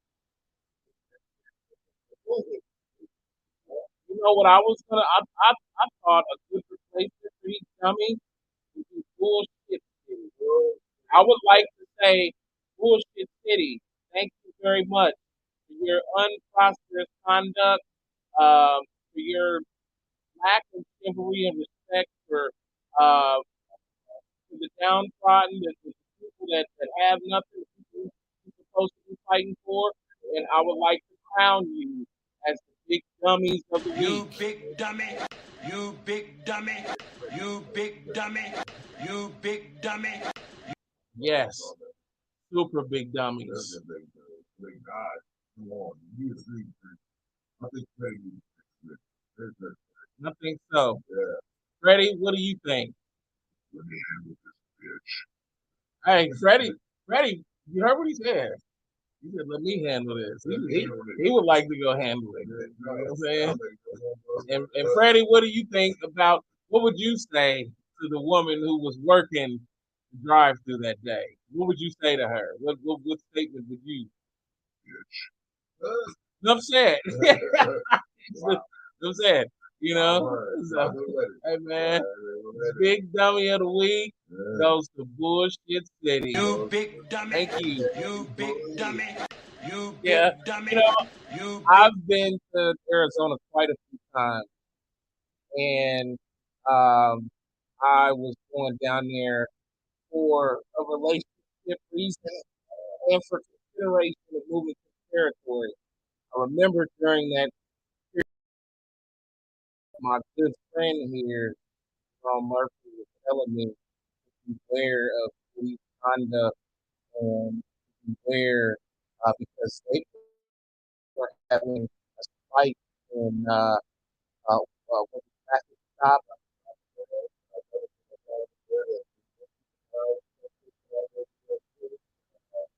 Yeah, that dude. Yeah. He had DMX wearing pink. He was locked up out there.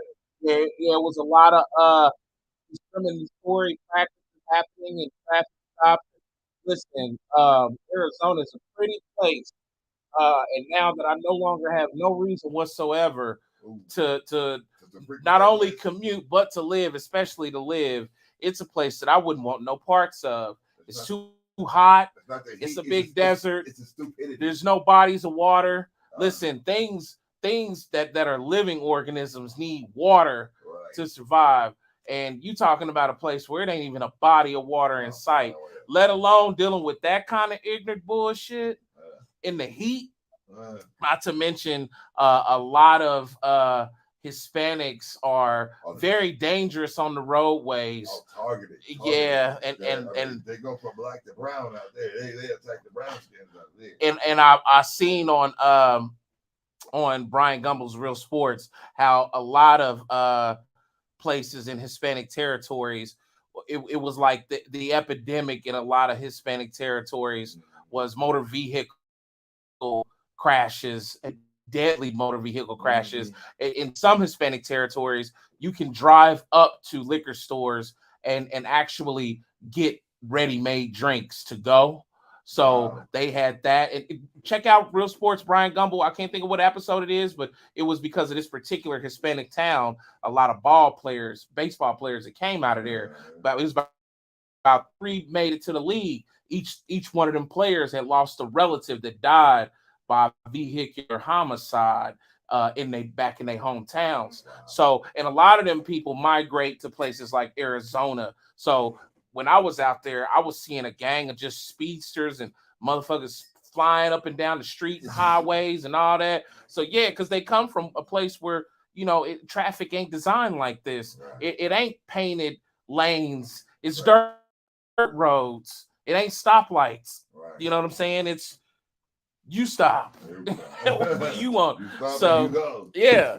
So, but yeah, man, big dummies of the week, man, definitely to Bullshit City. Thank you, Bullshit City, for nothing at all. Nothing at all. Yep. Not even taking care of your own. Not even having a decency to take care of your own. I think you guys may be the best big dummies of the pack, which actually makes you the worst. So thanks a lot. All right, we should tally up the big dummy. Vote on the end at the end of the year. Who was the worst? Yeah, who was the best? Of the big and revisit all the. Everybody can vote the same. It's a damn good idea. I think you should do that. Yeah. And shout outs to Miss Norma Thornton, 78 years. God bless you, ma'am. Man. Thank you for doing what you've been doing. Please continue to do that because people need people like you. Continue to feel for other people. Yeah. We don't have that. We don't have that. It's going away. Yeah. People stop feeling. Yeah. Absolutely. All right, y'all. Stick around for a second. We'll be right back after this quick message from a sponsor.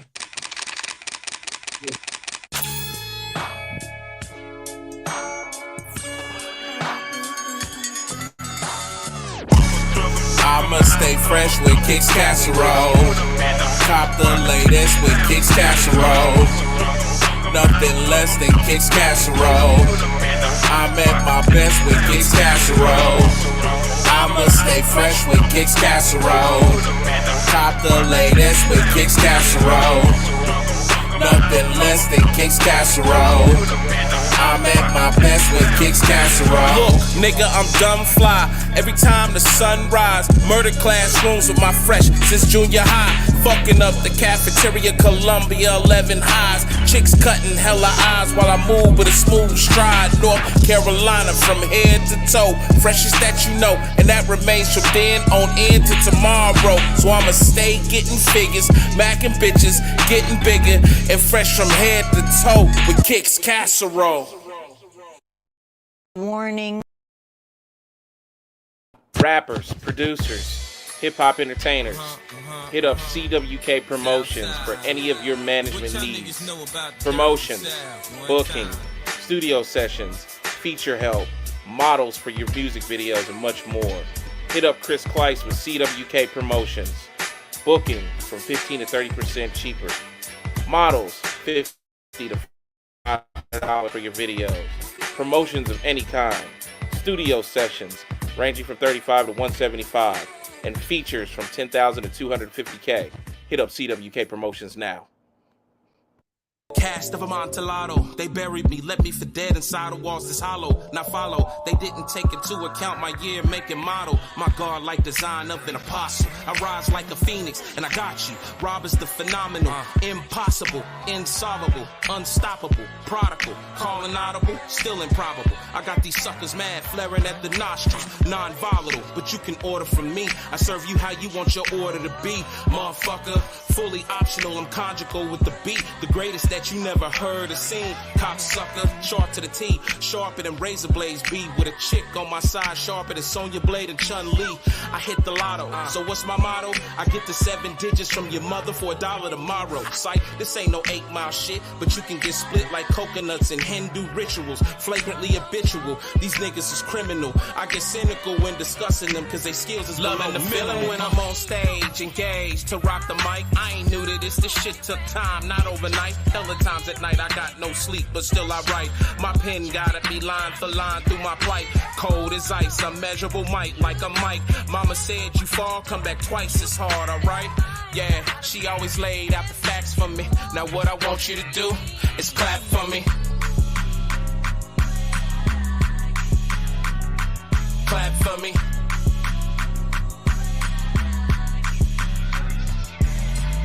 Hitting you hard like big, ready to die shit. Everyday struggle, but still I win, sky's the limit. I'm back like Pac after the 5 shots. What didn't kill me made me weaker, nigga? I think not. Yo, we are back, like cook, crack. Yeah.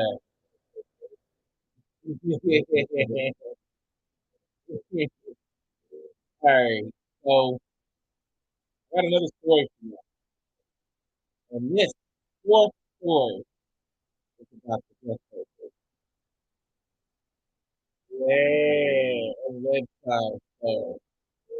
So the Ghetto Boys, as you know, famed Houston, Texas rap group, one of the greatest Southern rap groups of all time. One of the greatest. Hey, definitely the king of the South inside of the group.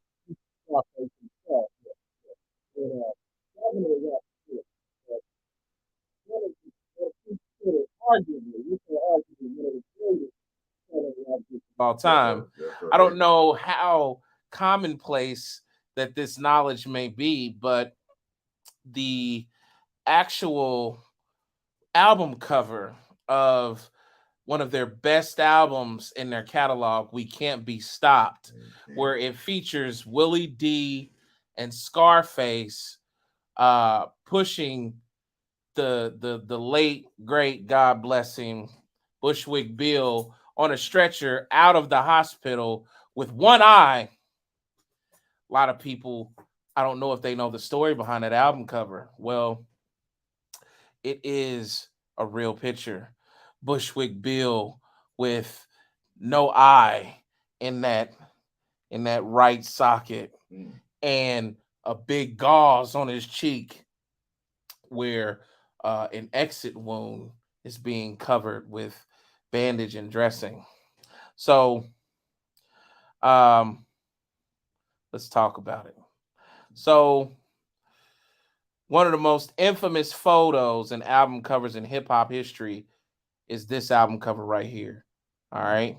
Now, the horrifying story behind this image involves a night of unbridled partying. Unbridled, thank you. And an urge to end it all.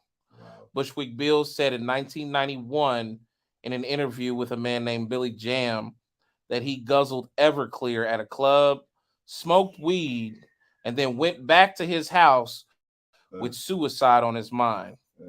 In a foggy stupor, Bill woke up his girlfriend and told her to shoot him. He asked her to shoot me. He said, shoot me. I wanted to die, he said. I was tired of my life. I want to die if I drink 100. Everclear is 190 proof. Oh, my God. That's straight alcohol. Oh, my God. Yeah, that's like underneath the bottom shelf. Yeah. That's that Pat shit. That's stuff that I had a friend named Pat that he drank fucking isopropyl rubbing alcohol if it was all that was left to take shots of. God bless his soul. God bless it. He still has one. Yeah. But yeah, Everclear is like, you definitely could probably use it in a battlefield for cleaning out wounds and shit. Wounds and flares, it burns hot and long. Yeah, for wounds and fuel and fuel, yes. And an igniter of something. Yeah. Horrible. He flew into a rage. He took a gun, started shooting at her, aiming and firing at her. Then he took aim at his own infant child and began shooting at the child as well. Man, he had a Freddy, Fred. He had a Freddy. Yep. He came back for the children. Yep. He then grabbed a vacuum cleaner and tried to cave in the skull of his girlfriend, but his drug-addled aim missed her head. He gave her the gun and jumped at her, and when he saw her reach for the trigger, he shoved it right in his own eye. So he jumped at her, he gave her the gun, he jumped at her, she still wouldn't shoot, but she has it in her hand, and he takes it while it's in her hand and shoves it in his own eye. Woo! And pulls the trigger. All right. And when he saw her reach for the trigger and she pulls the trigger, he says a flash just came. And it was the barrel of the gun will be the last thing I saw. Yeah. All right. Yeah. Bill survived, and afterwards he converted to Christianity, keeping the devils at bay, but not before he lost half of his vision and took this amazing album cover picture of the Ghetto Boys album, We Can't Be Stopped. He suffered from his art. He suffered for his art. He suffered for his art, man. So you're looking at that right there in that picture, and you see Bushwick with one of them old 1980 cell phones, them big gray 12-inch cell phones, and them boys pushing him down the hospital hallway on the stretcher. That was real. That was Bushwick after being serviced for shooting himself in the eyes. Life imitating art. Yeah. That is definitely a gruesome horror story. Wow. My goodness. Wow. Yes. Yes. What's Bushwick up these days now? Is he back working? Is he Bushwick Bill actually passed away. Well, he passed away in Denver, Colorado.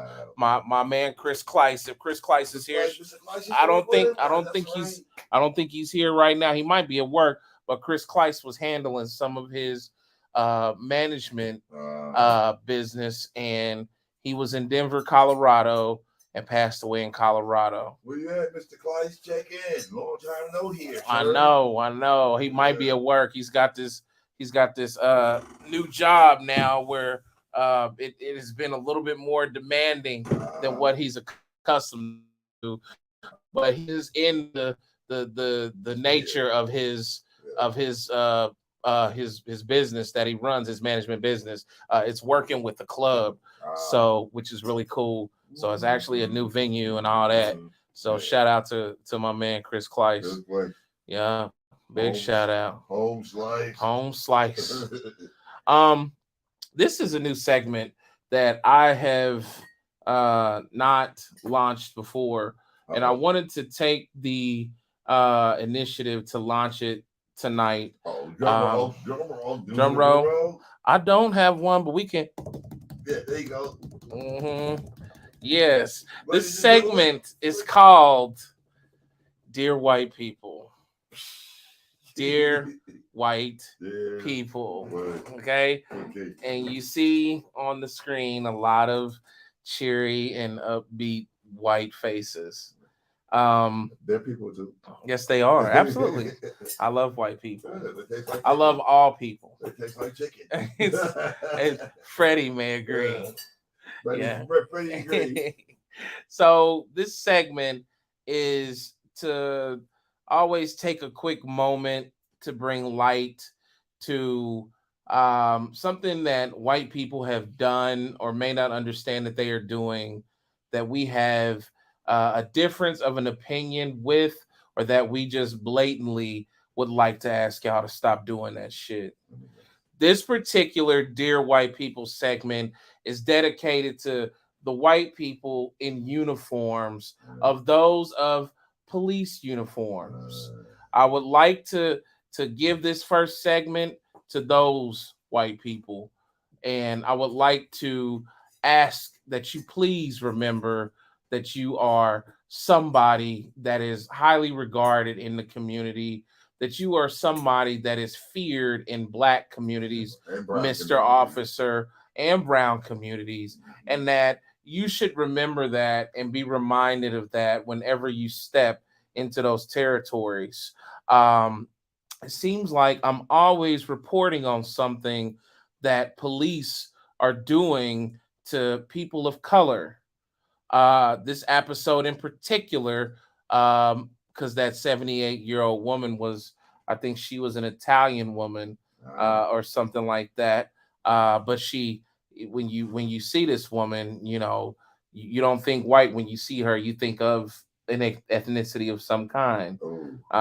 So, you know, if it wasn't this, it was last show where a 17-year-old kid is chowing down on a Big Mac and fries and getting his door swung by some unruly cop without warning that just decides to shoot 17 bullets into the car. That kid that got away from him before, he probably caught up to him. That's right. At the drive-thru. That's right. And lit him up like a Christmas. That's right. Yeah, if it isn't that, then it's a league of cops that are disregarding complaints about Black women disappearing in their part of town. If it isn't that, then we got cops that are unruly, agitating African Americans in traffic stops, all the way to shooting through the car or pulling them out the car and killing them with their knee and the pavement in between, the sandwiching the person. It's always something with the police, and there's a rich history with the police. See, but they give as good as they get, because you see a lot of people are fighting back. A lot of people are ambushing cops now, and that makes them more paranoid, which adds to the confusion of the situation. See, they better watch their ass. Yes, because we coming into a time where, it's not acceptable no more. and news travels very fast. Nobody waits for the 7 o'clock hour to see what happened today.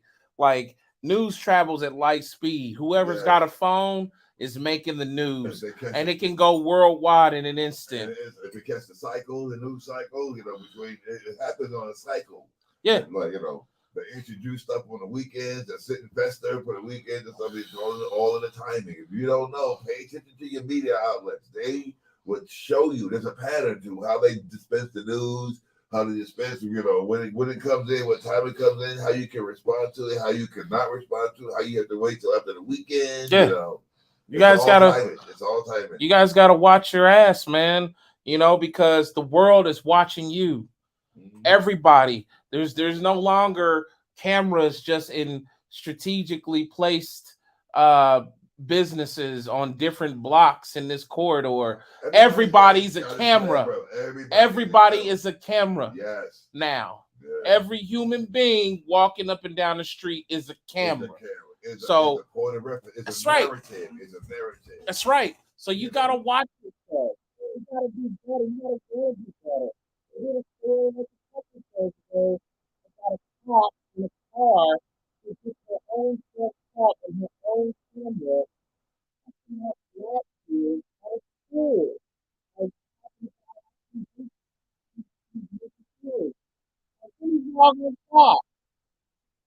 think about it? What's wrong with you stupid motherfuckers, man? Seriously, I don't understand. And then there's a conflict of interest in whatever the protocols are for police to be invested into the field.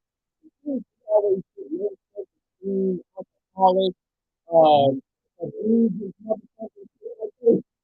They get into the police field and the opinions are so and they have a very negative impact on their communities, and they send them into communities of color, of places where they can't really have a rapport or have any kind of substance with the people in those communities. If they do get in trouble with people in those communities, they just transfer them off to someplace else, and they go and commit the same crime in a different jurisdiction. Yeah. And it goes on because they can't track them.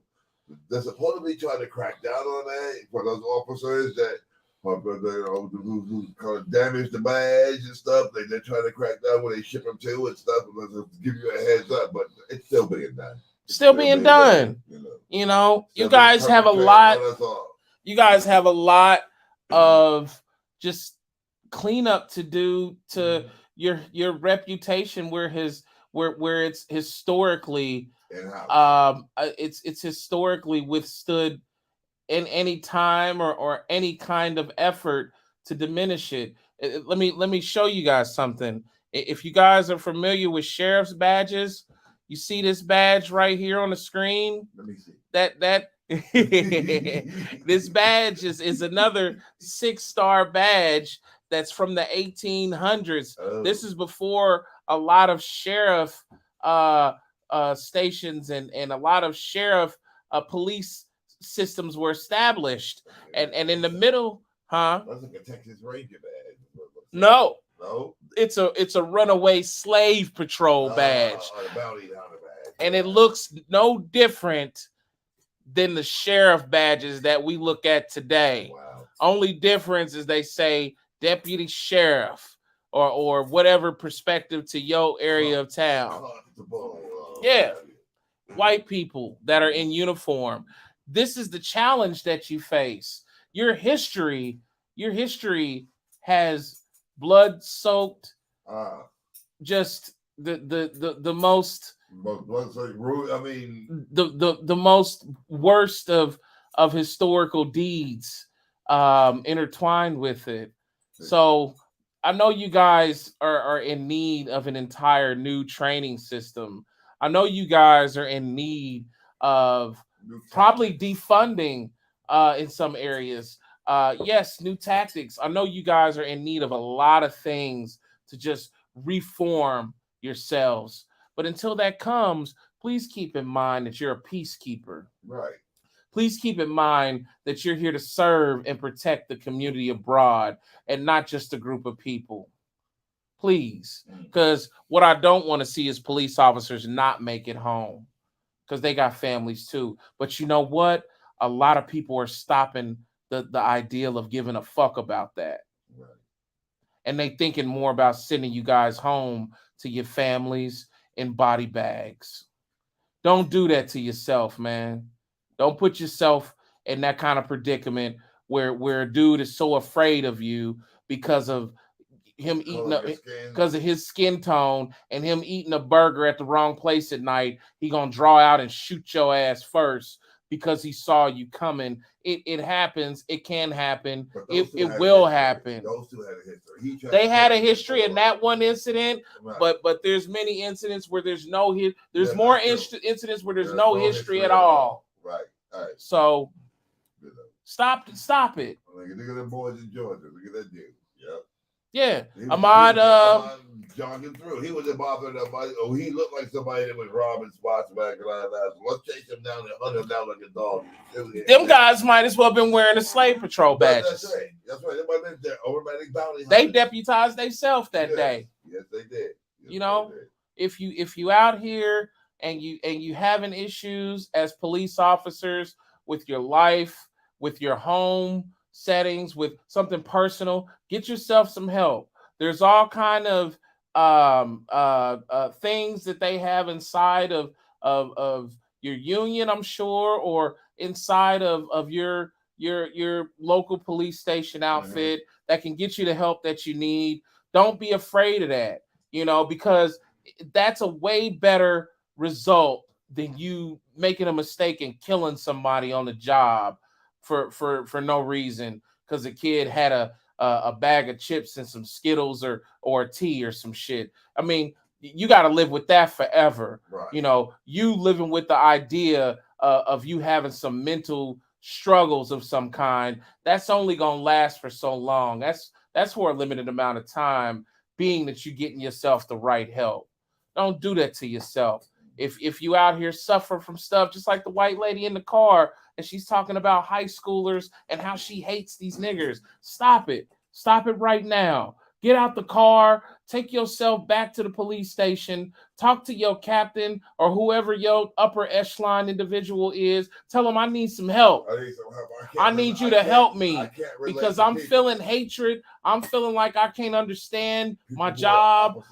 Yes. That is a job where you have no room for error. There's a lot of jobs where you can make a lot of mistakes. Yeah. Okay? Even Nike factory workers can make hella mistakes on Jordans and they still gonna sell. Yeah. And it don't matter. But you guys don't have that luxury. No. So stop it, please. Because you stupid motherfuckers are making the worst mistakes possible on the job. And it's costing people that look like me their lives. Wow. Thank you, dear white people. Dear white police officers. Yeah. Well, we used to call them the persons. Man. The person. My gosh. Mm-hmm. All right. So for the final horror story. The final horror story. Is Freddie involved? Freddie is not involved. But we have saved the most gruesome horror story for last. I'm not ready. It's very gruesome. Very gruesome. All right. Who? Very gruesome is this horror story. Very gruesome. Okay. This gentleman is a rapper. Oh no. We're not against those rappers. Not against rap, but we are against those thugs. Those thugs. This gentleman hails by the name of Big Lurch. And Big Lurch was a very, very popular rapper back in the 90s. He had a lot of Big Lurch. He had a lot of good songs, man. Really? Yeah. I have no idea who that is. Let me think. He got a song, Fools Be Bumping Them Gums. No, wasn't that they soft. Nigga, Lurch breaks them off. I'm going to do some research on Big Lurch. I know you didn't hear something from Big Lurch, man. Where's he from? He in a lot of mixtapes, too. Where from? I think Big Lurch is...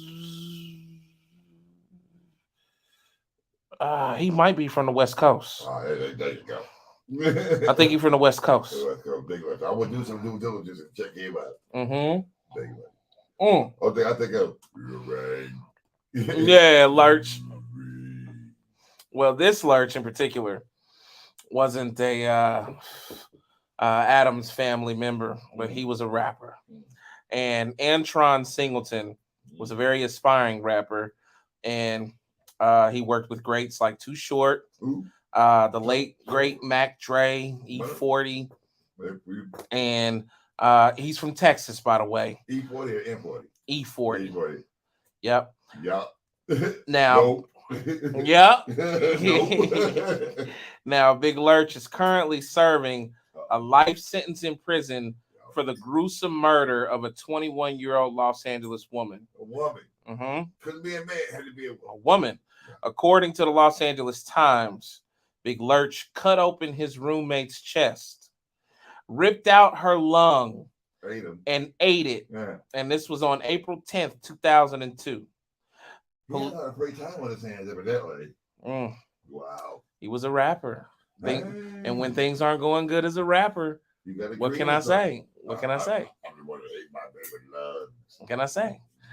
So, Big Lurch is found by the police walking down an LA street. Yes, chewing a piece of the lung and talking to himself while covered in blood. An LA detective said her chest was open, exposing internal organs. It's also reported that when police questioned Big Lurch, he growled like an animal.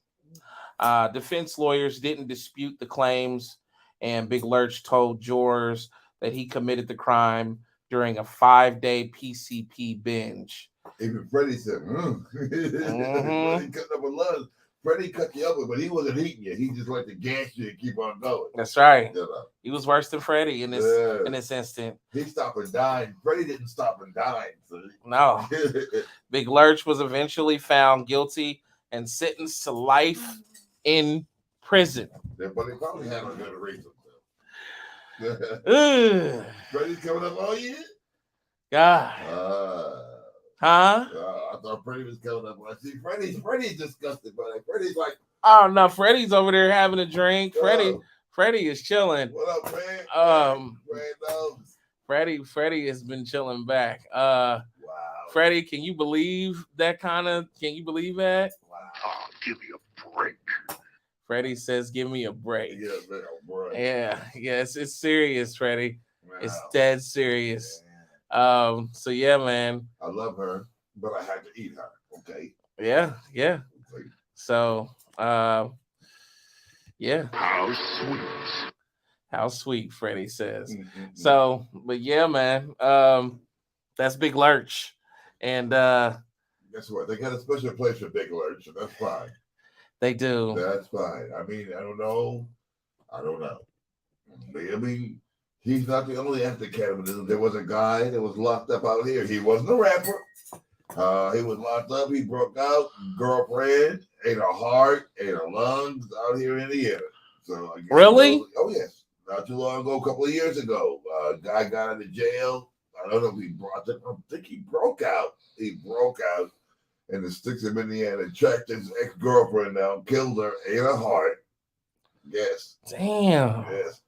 My friend from New York texted me that. He's like, did you hear about the guy you got going on in Indiana? I was like, no. He did what? Well, he had free time, evidently. Yeah. So, yeah, man. So that's Big Lurch. Story of Big Lurch. And let's thank Big Lurch, everybody. Thanks, Big Lurch. Where you belong, brother. Hey, Lord. Yeah. So we're gonna step over to the comments. In the comments, Adrian Williams, A-Dog, didn't join this. A-Dog says, I'm gonna have to go back and rewatch my guys. He said, I'm just tuning in. That's all right, brother. It's all recorded. All recorded. And A-Dog says, damn it, that boy was hungry. Literally. Yes. Was somebody get that man a sandwich? Yeah. Was somebody help the man out? Oh my God. He said, damn it, that boy was hungry. He was hungry. Yeah. Shout out to A-Dog out of M-Town. A-Dog, I know I've been saying it. I'm going to make sure I slow down and give you a call between tonight and tomorrow for sure. Love you to death.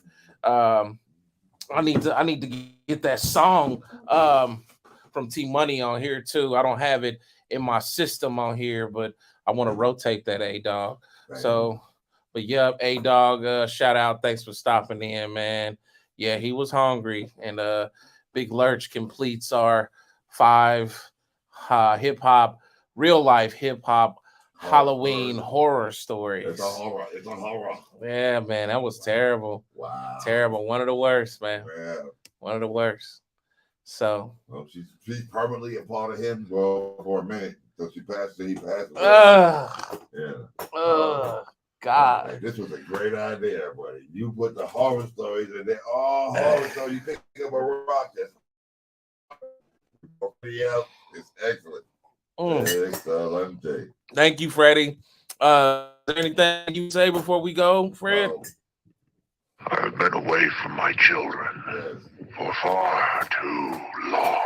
Okay, all right. That man's children a lot of ways. Yeah. He kind of feels some kind of way about that. Yeah, Freddie, shoot, you kind of scaring me a little bit with the, you know.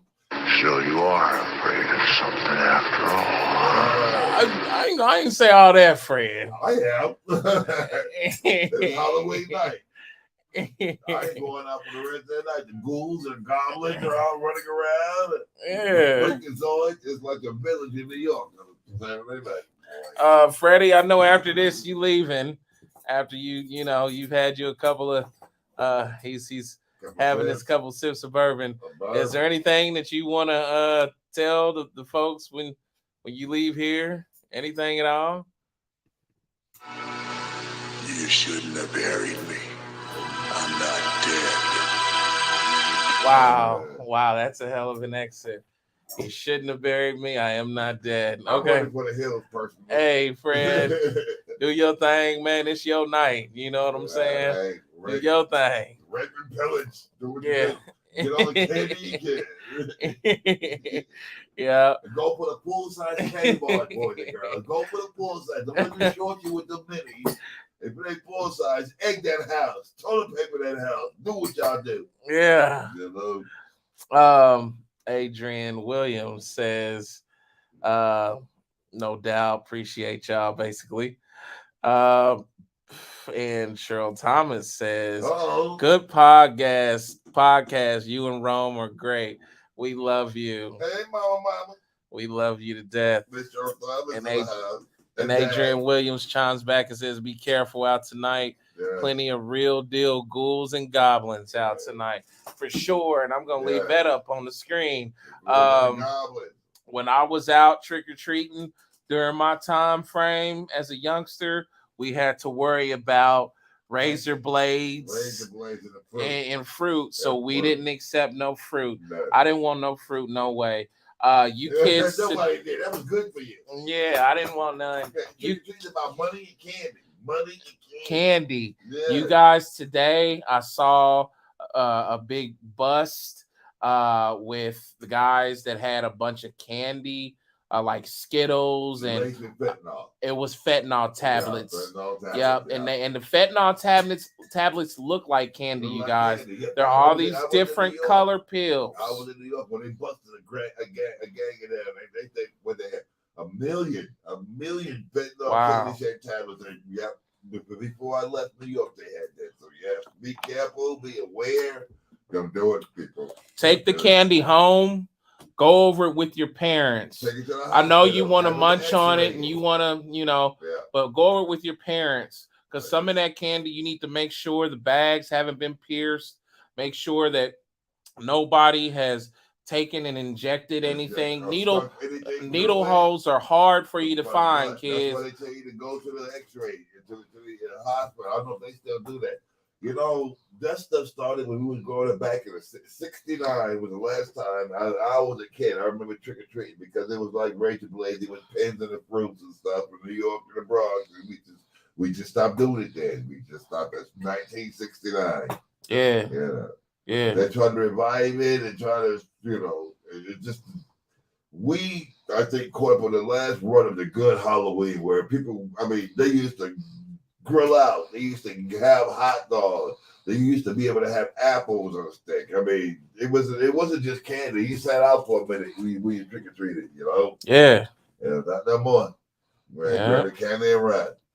Look over your candy and go over it with an adult and make sure everything is safe. Don't be excited, because here's the thing. Halloween is really all about the sport. Right. You can buy candy 7 days a week. Gas stations, dollar stores, and give you a discount. Some of your schools even got candy for you. Candy that you probably supposed to be selling. And guess what? That candy ain't even all good for you. It really ain't. At the end of it, it really ain't. But I ain't gonna try to sell you on that end, being a kid. Yeah. You know, just they give you something for free. You got to have it. I feel that. But we used to take money.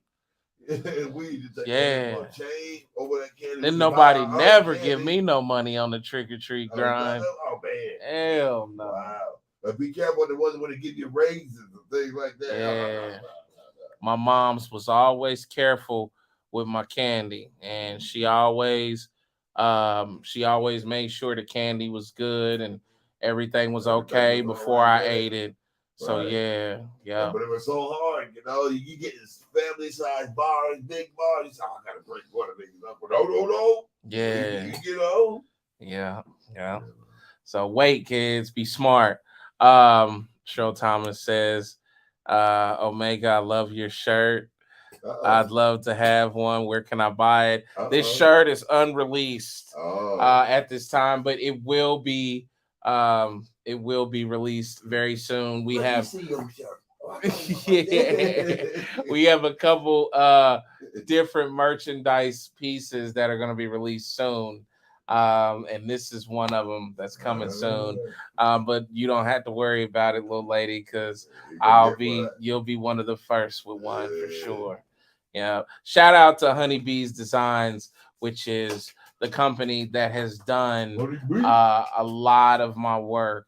They are a tremendous company in the Indianapolis area. They do orders of all kinds. You can find them on Facebook under Honeybees Designs. All right. I don't have a commercial or any kind of tag for them, but they do fantastic work. Shout out to Honeybees Designs. Yeah. This shirt is a prototype. It's just a prototype, you know. Of course, all the unreleased of my shit before you can, folks. But y'all will be able to get it very soon. And Mom's is the same way. Moms will be wearing it before other folks get it. Pops as well. He'll be wearing it with his Nike shorts, Nike flip flops as well. Nike man. Yeah, that's my man right there. Shout out to my pops, man. Yeah. Love you, sir. Love you. Thank y'all. Thank Mom. Y'all for your prayers. You're gonna be back with New York safe. I know when I travel, I cover with Mom and Dad, and they look out for me. They say a prayer for me, and they give me back, and they give me back. Say God loves them. God love them.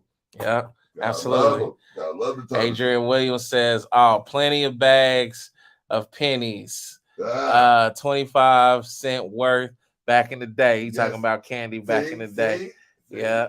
You always have to make sure. That's how most of these old folks got rid of their pennies. They like their money. Let's give it to the trick or treater. Yeah, man. Yeah. So y'all be careful. Check over your candy. Make sure that you got an adult going through it with you. Don't be quick to eat it. And also make sure you remember, like, take a good look at who's giving you the candy.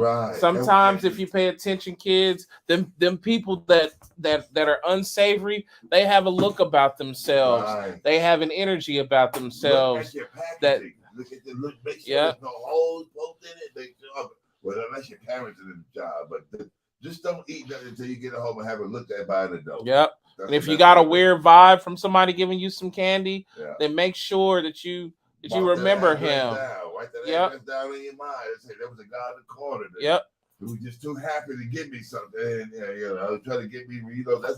This is how they hook kids on drugs now. Yep.